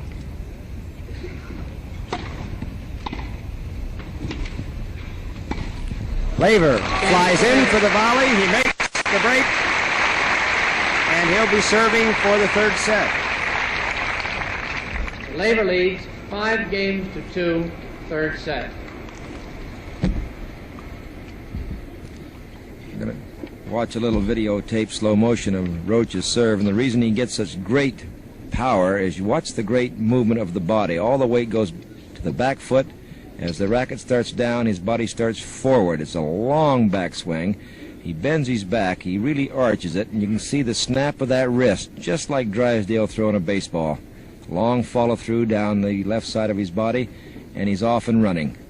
Beautiful motion. He copied that from Neil Fraser, one of his boyhood heroes who won here in '49. Now he's in position to show us, I think, nope, we can't put that on. It looked like he was going for a forehand there. But the reason that Tonny Roche gets such great pace is he uses the body. A lot of people serve with the arm. He serves with arm and body, and that makes it an excellent serve.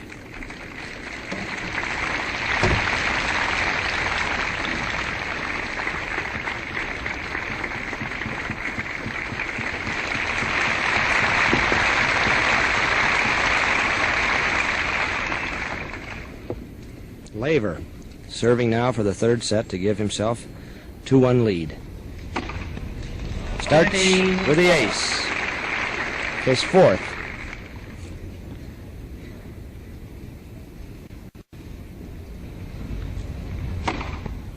His fifth. Seems interested in winning this game.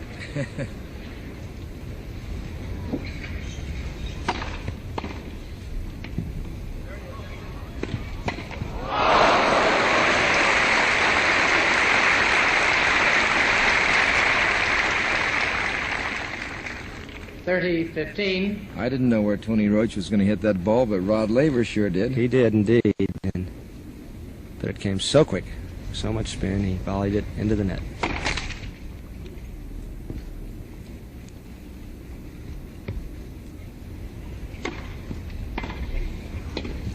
Now Tonny Roche got a bad hop on the serve, and his lunging return 30 all. was better than it might have been had he got a good bounce.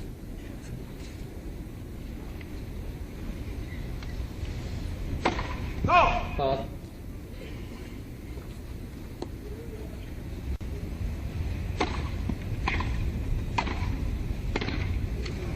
Laver lets it go. Wisely. 40, Set point. 30.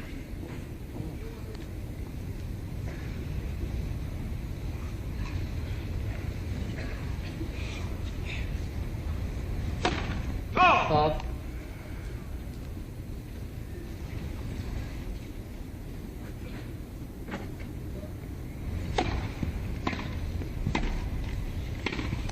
There's the set. And third set to Mr. Laver. For Laver, 6-2. So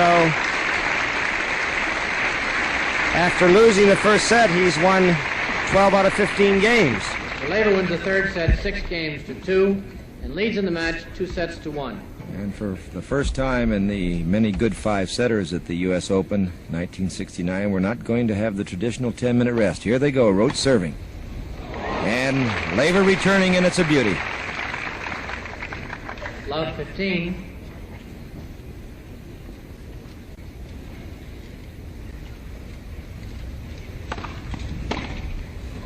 Just wide.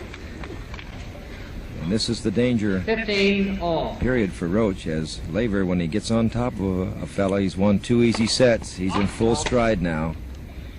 He'll be hitting and swinging from the heels, so Tony must play good games right now. Let second service. Twice before this year, Roche has won 4-set matches from Laver, but he can't do it now. He'll need 5 if he's going to win. Tony, you better keep running. No, it's out.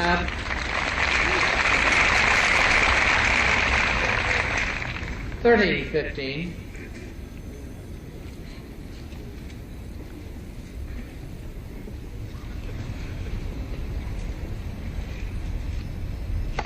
Net.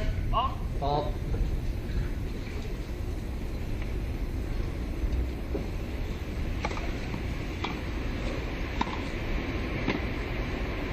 Down the line, into the corner.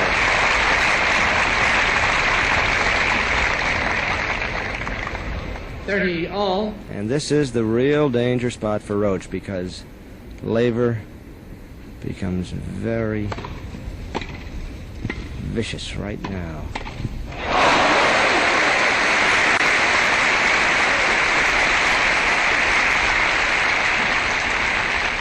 $40-30. Tremendous interception by Roche.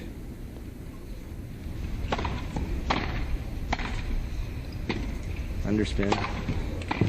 Still keeping it going. And wins it. That's He out. missed it.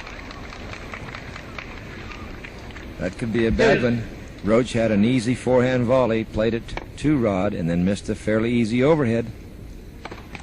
That's what Laver means when he says you got to hack a little too in this game. And he just goes after everything now. Hard to believe how hungry he can be in a spot like this.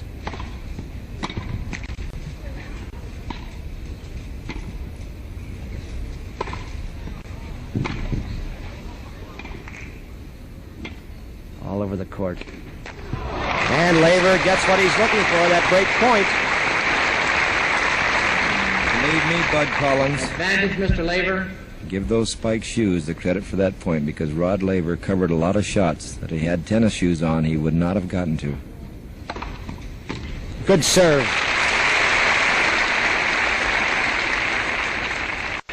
Deuce.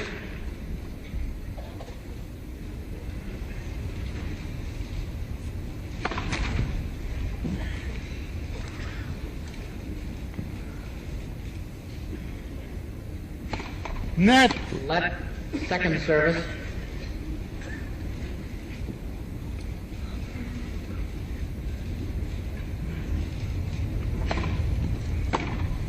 By him. Advantage, Mr. Laver. Once again, Laver squeezes Roche into that corner. Break point.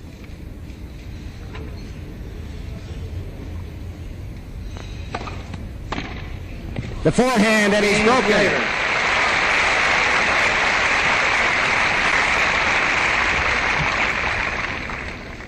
Mr. Laver wins the first game, the fourth set.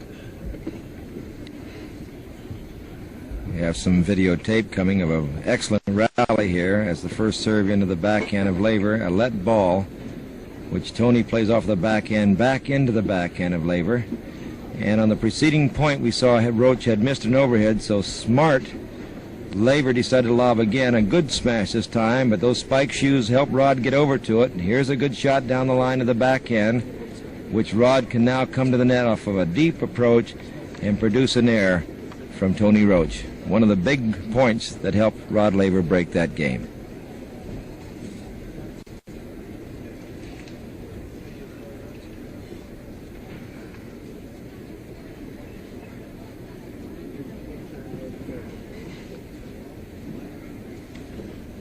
So in 1962, when Rod Laver won the Grand Slam as an amateur, Tonny Roche, just coming up then, he was 17 years old, and he said he followed it very closely in the newspapers, and he was cheering for Rod all the way. He's not cheering for him today. He's trying to sabotage the Grand Slam.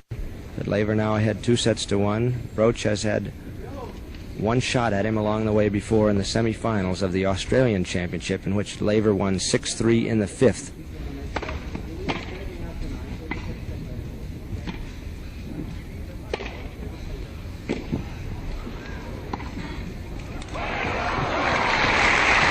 Wonderful forehand of Laver.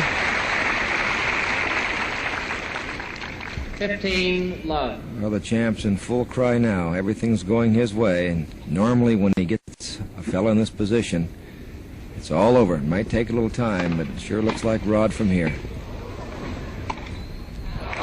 Roche on that one.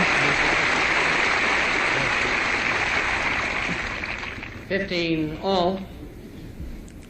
Laver coming into this match with a streak of 29 straight match wins. Hasn't been beaten since June.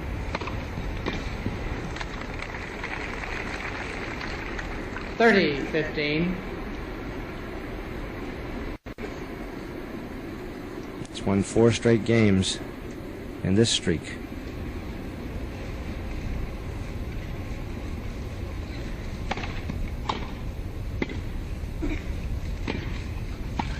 Touch and a point. 40-15. The way Rod's moving in those spikes, he's shrunk that court up to like it's a ping pong table. He can reach anything. Half volley. Out. That's out. Hit it on the wood. 40-30. But once again, Rod was right there. He's anticipating everything.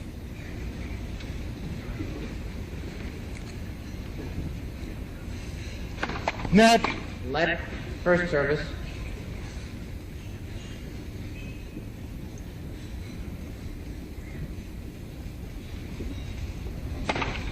Fault.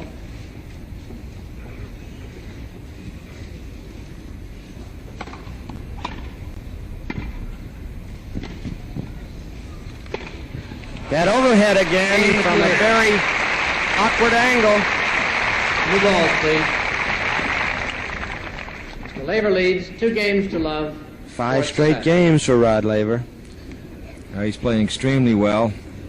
They're changing balls now, and boy, it was about time. This is the 7th game, of course, and I imagine it's just as hard for the players to see as perhaps all of us here. There's so much grass and dirt stains on the balls in that last game of the change that it's practically impossible, and I imagine the weight is difficult for the players too. New balls, Roche serving. Tonny Roche hasn't won a game for a long time. He's got to start moving. 15 love.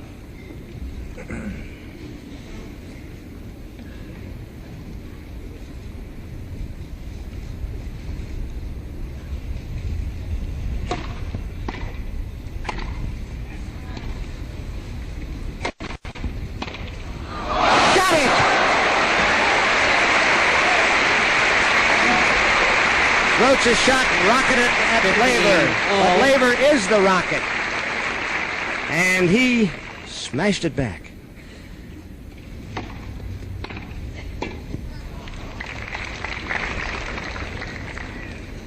$15-30.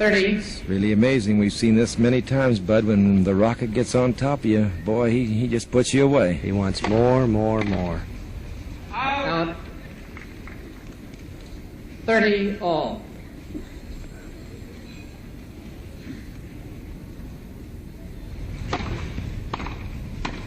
30-40 point, a break point, and Roche 30-40. knows he must not lose this point.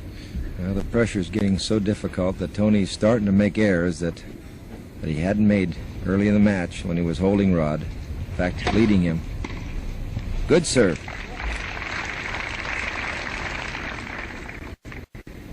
Rod motions to a couple of people who were in his line of vision standing behind the court. They're below our booth, so I don't know who they were. They're out of the way now. Good. Nope. It's out. Gus Lana says it was a fraction out. Very close. Advantage, Mr. Roche. That's of great comfort to Tonny Roche. Game, And Mr. he Roche. wins the game. An important one for Roche. 1-2.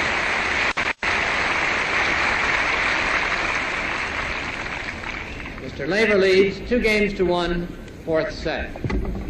Let's have some more videotape of another one of many, many great rallies as Roche serves, comes in on the backhand. He has to change directions, gets the volley down the line as just before it drops, Rod gets a good shot. Now watch this smash and watch the Laver return. Bang! Just inside the line. Believing that smash was going as hard as Roche could hit it, you can see that there's almost disbelief as he watched where it landed.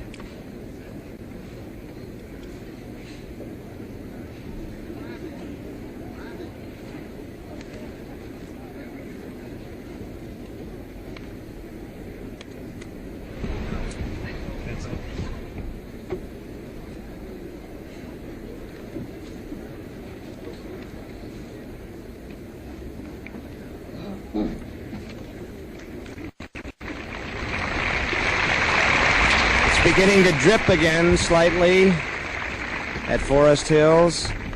I'm sure it will take a cloudburst, though, to push them off the court this time. Well, Roche would probably like a rest at this time. The last time it hurt him. This time it might help him. Can't hurt him now. Out. 15, love. As Laver presses on.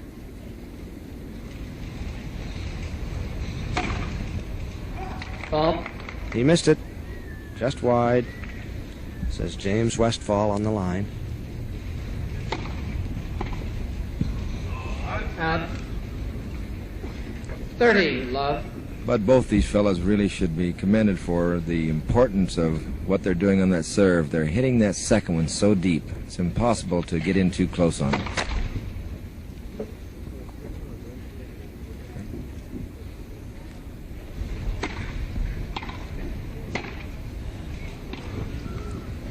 That will go out. Out. 40, love.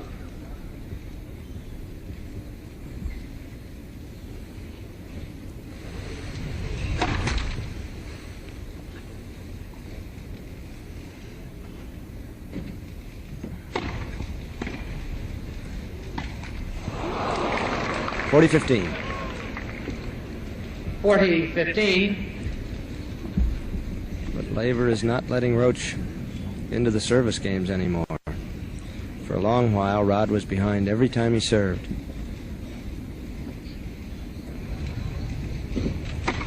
Fault. Of course, that was when Tonny Roche was returning every ball and with good authority. Low angles. That's out. 40-30. Out. There's a shot for 40, Roche 30. right here.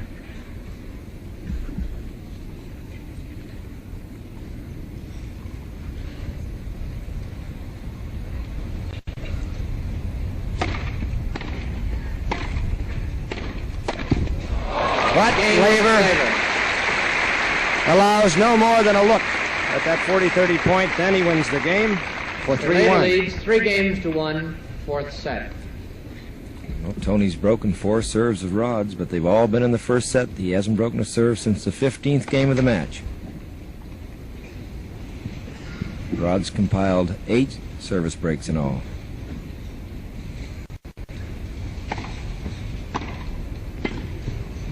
That will go out. Out. Love 15. Rod Laver pushed to 5 sets only once in this tournament by Dennis Ralston.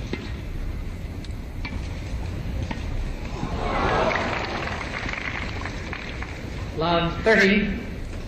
In the 4 Grand Slam tournaments, he's gone 5 sets a total of 4 times. 5 times, excuse me.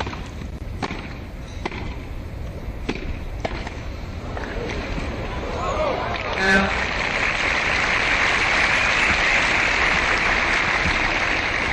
15-30.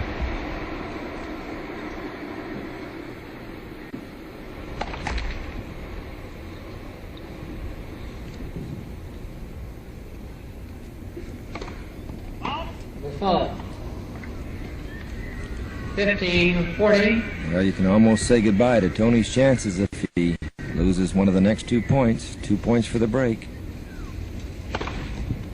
Fault. Misses that one.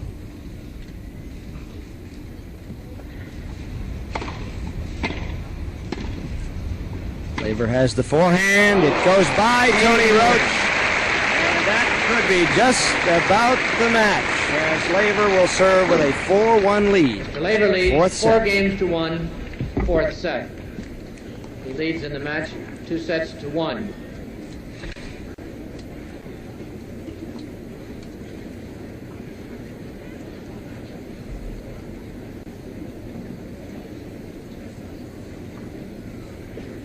The Grand Slam is looking much safer now for Rod Laver. He won it in 1962 as an amateur when he had Roy Emerson as his chief rival. In 3 out of the 4 Grand Slam finals, he beat Emerson, including the wind-up here at Forest Hills in '62. That was in 4 sets. He beat Marty Mulligan in the other one at Wimbledon. This year, he's had a different opponent in each final, beating Andres Gimeno in Australia, Ken Rosewall in Paris in the French, Newcomb at Wimbledon.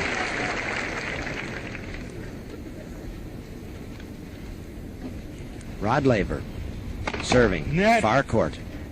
Fault. Fault on the first serve. Has a 4-1 lead. I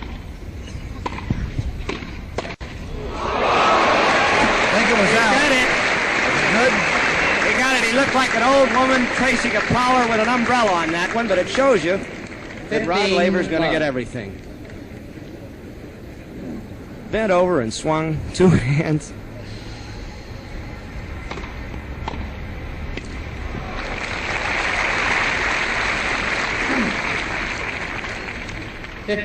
all.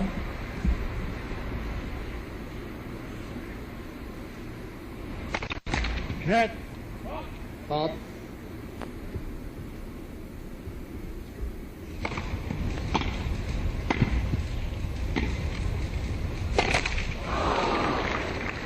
Well, 15-30. an infrequent error off the overhead of Laver gives a little bit of hope here for Tonny Roche. He hasn't broken a serve in many, many games. He needs to break 2 to level here in the 4th set.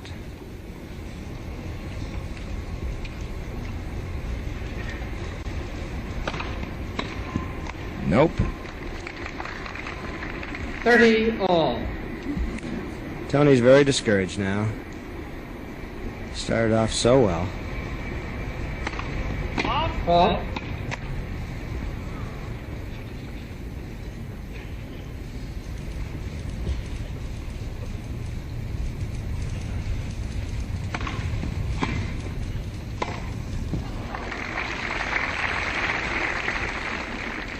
$40-30.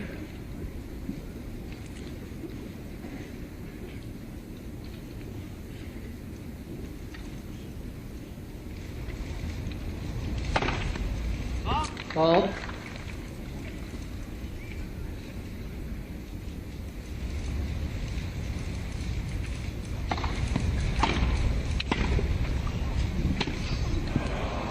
Out.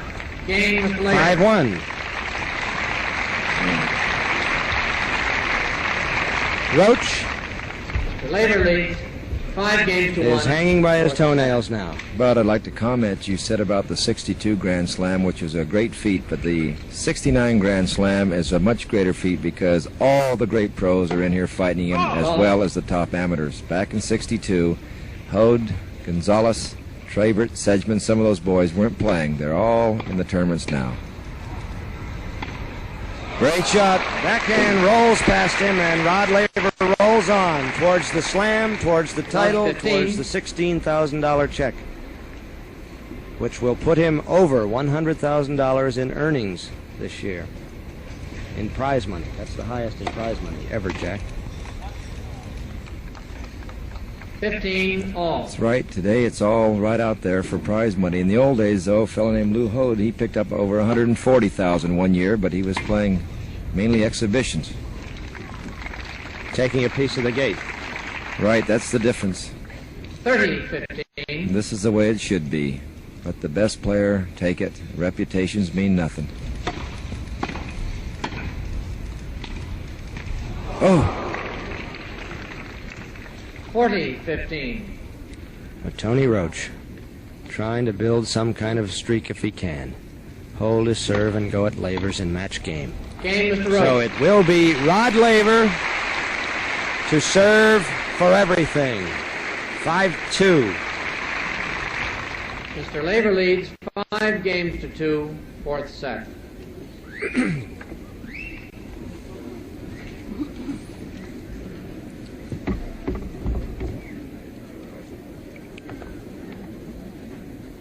Well, Rod Laver answered a question last night. I said, how can you explain Tonny Roche having an edge on you? He's beaten you 5 out of 7 this year. And he said, did he ever beat me when it was important? And the answer to that was really no. He beat him in the final of the New Zealand Open, in the final of the New South Wales Open. That's a state championship in Australia. And he beat him in the big tournament in Philadelphia. Laver won that. Did Laver win that? Oh, yeah. Laver won all the big ones. He beat him in the semifinals of the Australian. Was in Oakland, California. Tony beat him. Some smaller pro tournaments, but Rod Laver has not lost since the London Open at Queen's Club in London in June when he was beaten by John Newcombe. He's won 29 straight matches and almost 7 straight tournaments since then.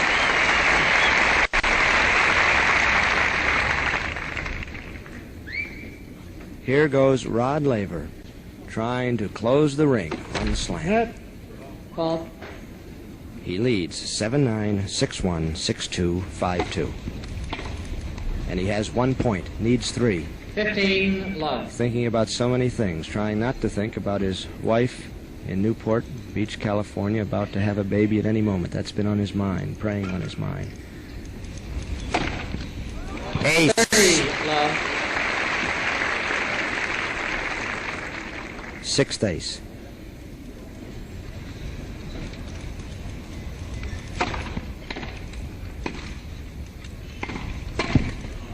And put away.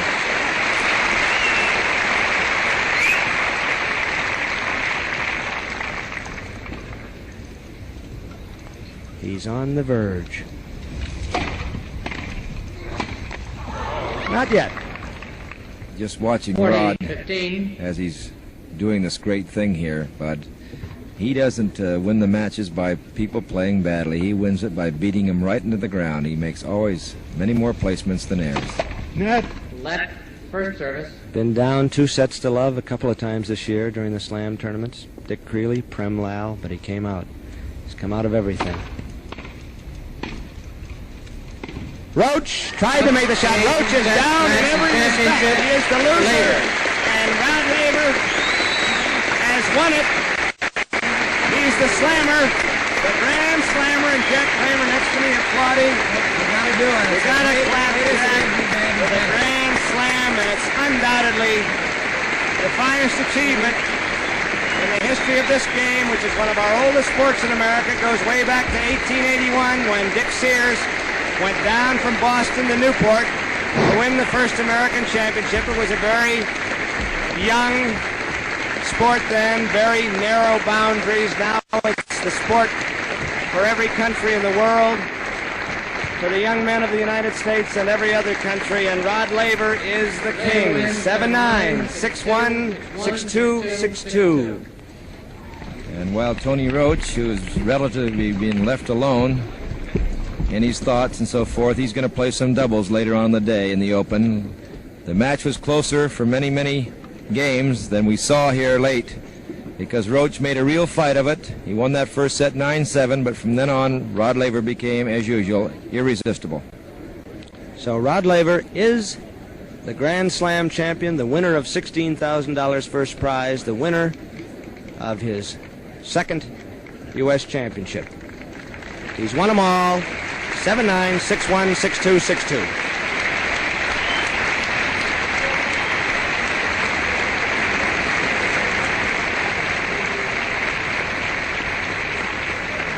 Ladies and gentlemen, introducing Mr. Owen Williams, Tournament Director. Ladies and gentlemen, could I have your attention for this year's Tournament Chairman, Mr. Joseph F. Coleman III. Mr. Coleman.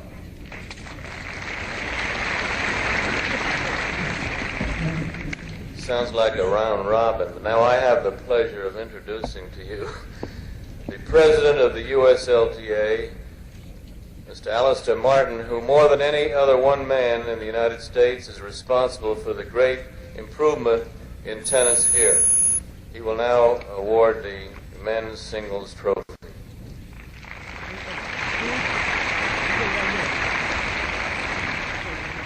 Thank you very much, Mr. Coleman. Ladies and gentlemen, first I'd like to say that Mr. Coleman did more than anybody in this stadium to make a great tournament out of a very bad rainy week. And I think we owe him a round of applause.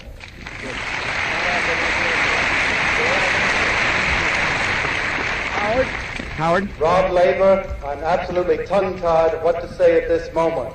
This is your second Grand Slam. You're undoubtedly...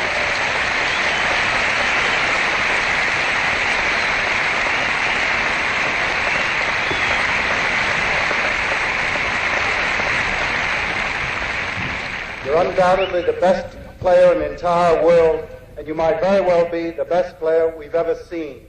I can do no more than congratulate you and wish you many more victories. Rod Laver.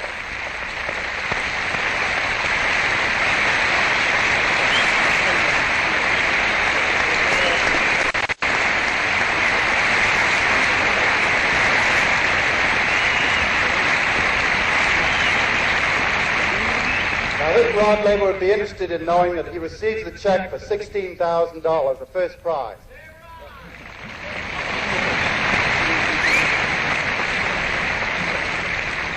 Now I think you'd all like to hear a few words from our new champion, Rod Laver.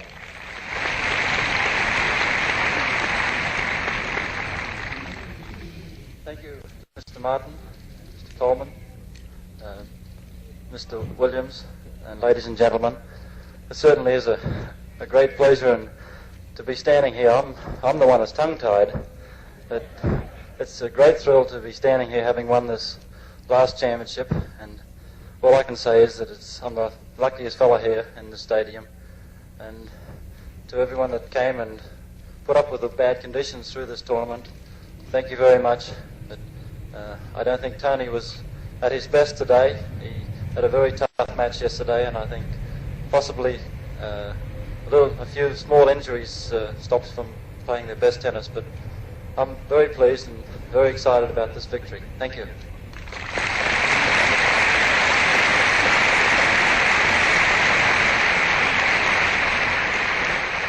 Thank you, Rod, and thank you, Alistair, for the kind remarks you had to say. I would merely like to thank the spectators for the enthusiastic support they've given the tournament. That's a very, very important ingredient for all their patience, too. I'd like to introduce now to award the checks and the other prizes Mr. Charles Tucker, the president of the West Side Club, who also has made a very important contribution to the success of this tournament. Mr. Charles Tucker.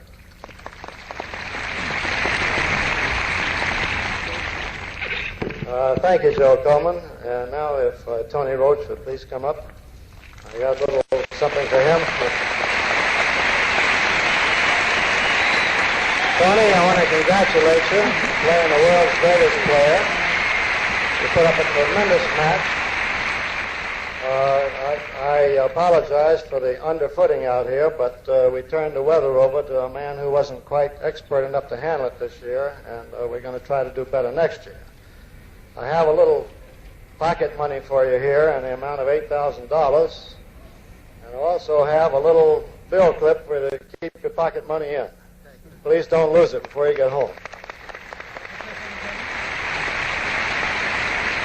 Tony, if you'd say a few words, I'm sure everybody would like to hear from you. Distinguished guests, ladies and gentlemen, first of all, I'd like to congratulate Rod on winning his second Grand Slam.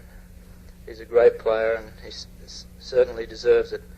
I'd also like to thank the tournament organisers and the referee for staging a wonderful tournament. They had a lot, the weather was against them and this put us a little bit behind, but they've done a wonderful job. And I'd just like to take this opportunity here to wish Rod, who I'm sure is his wife is expecting a baby any minute, and I think that $16,000 ought to hurry things along. And I'd just like to wish them both the very best of luck in the future. Thank you.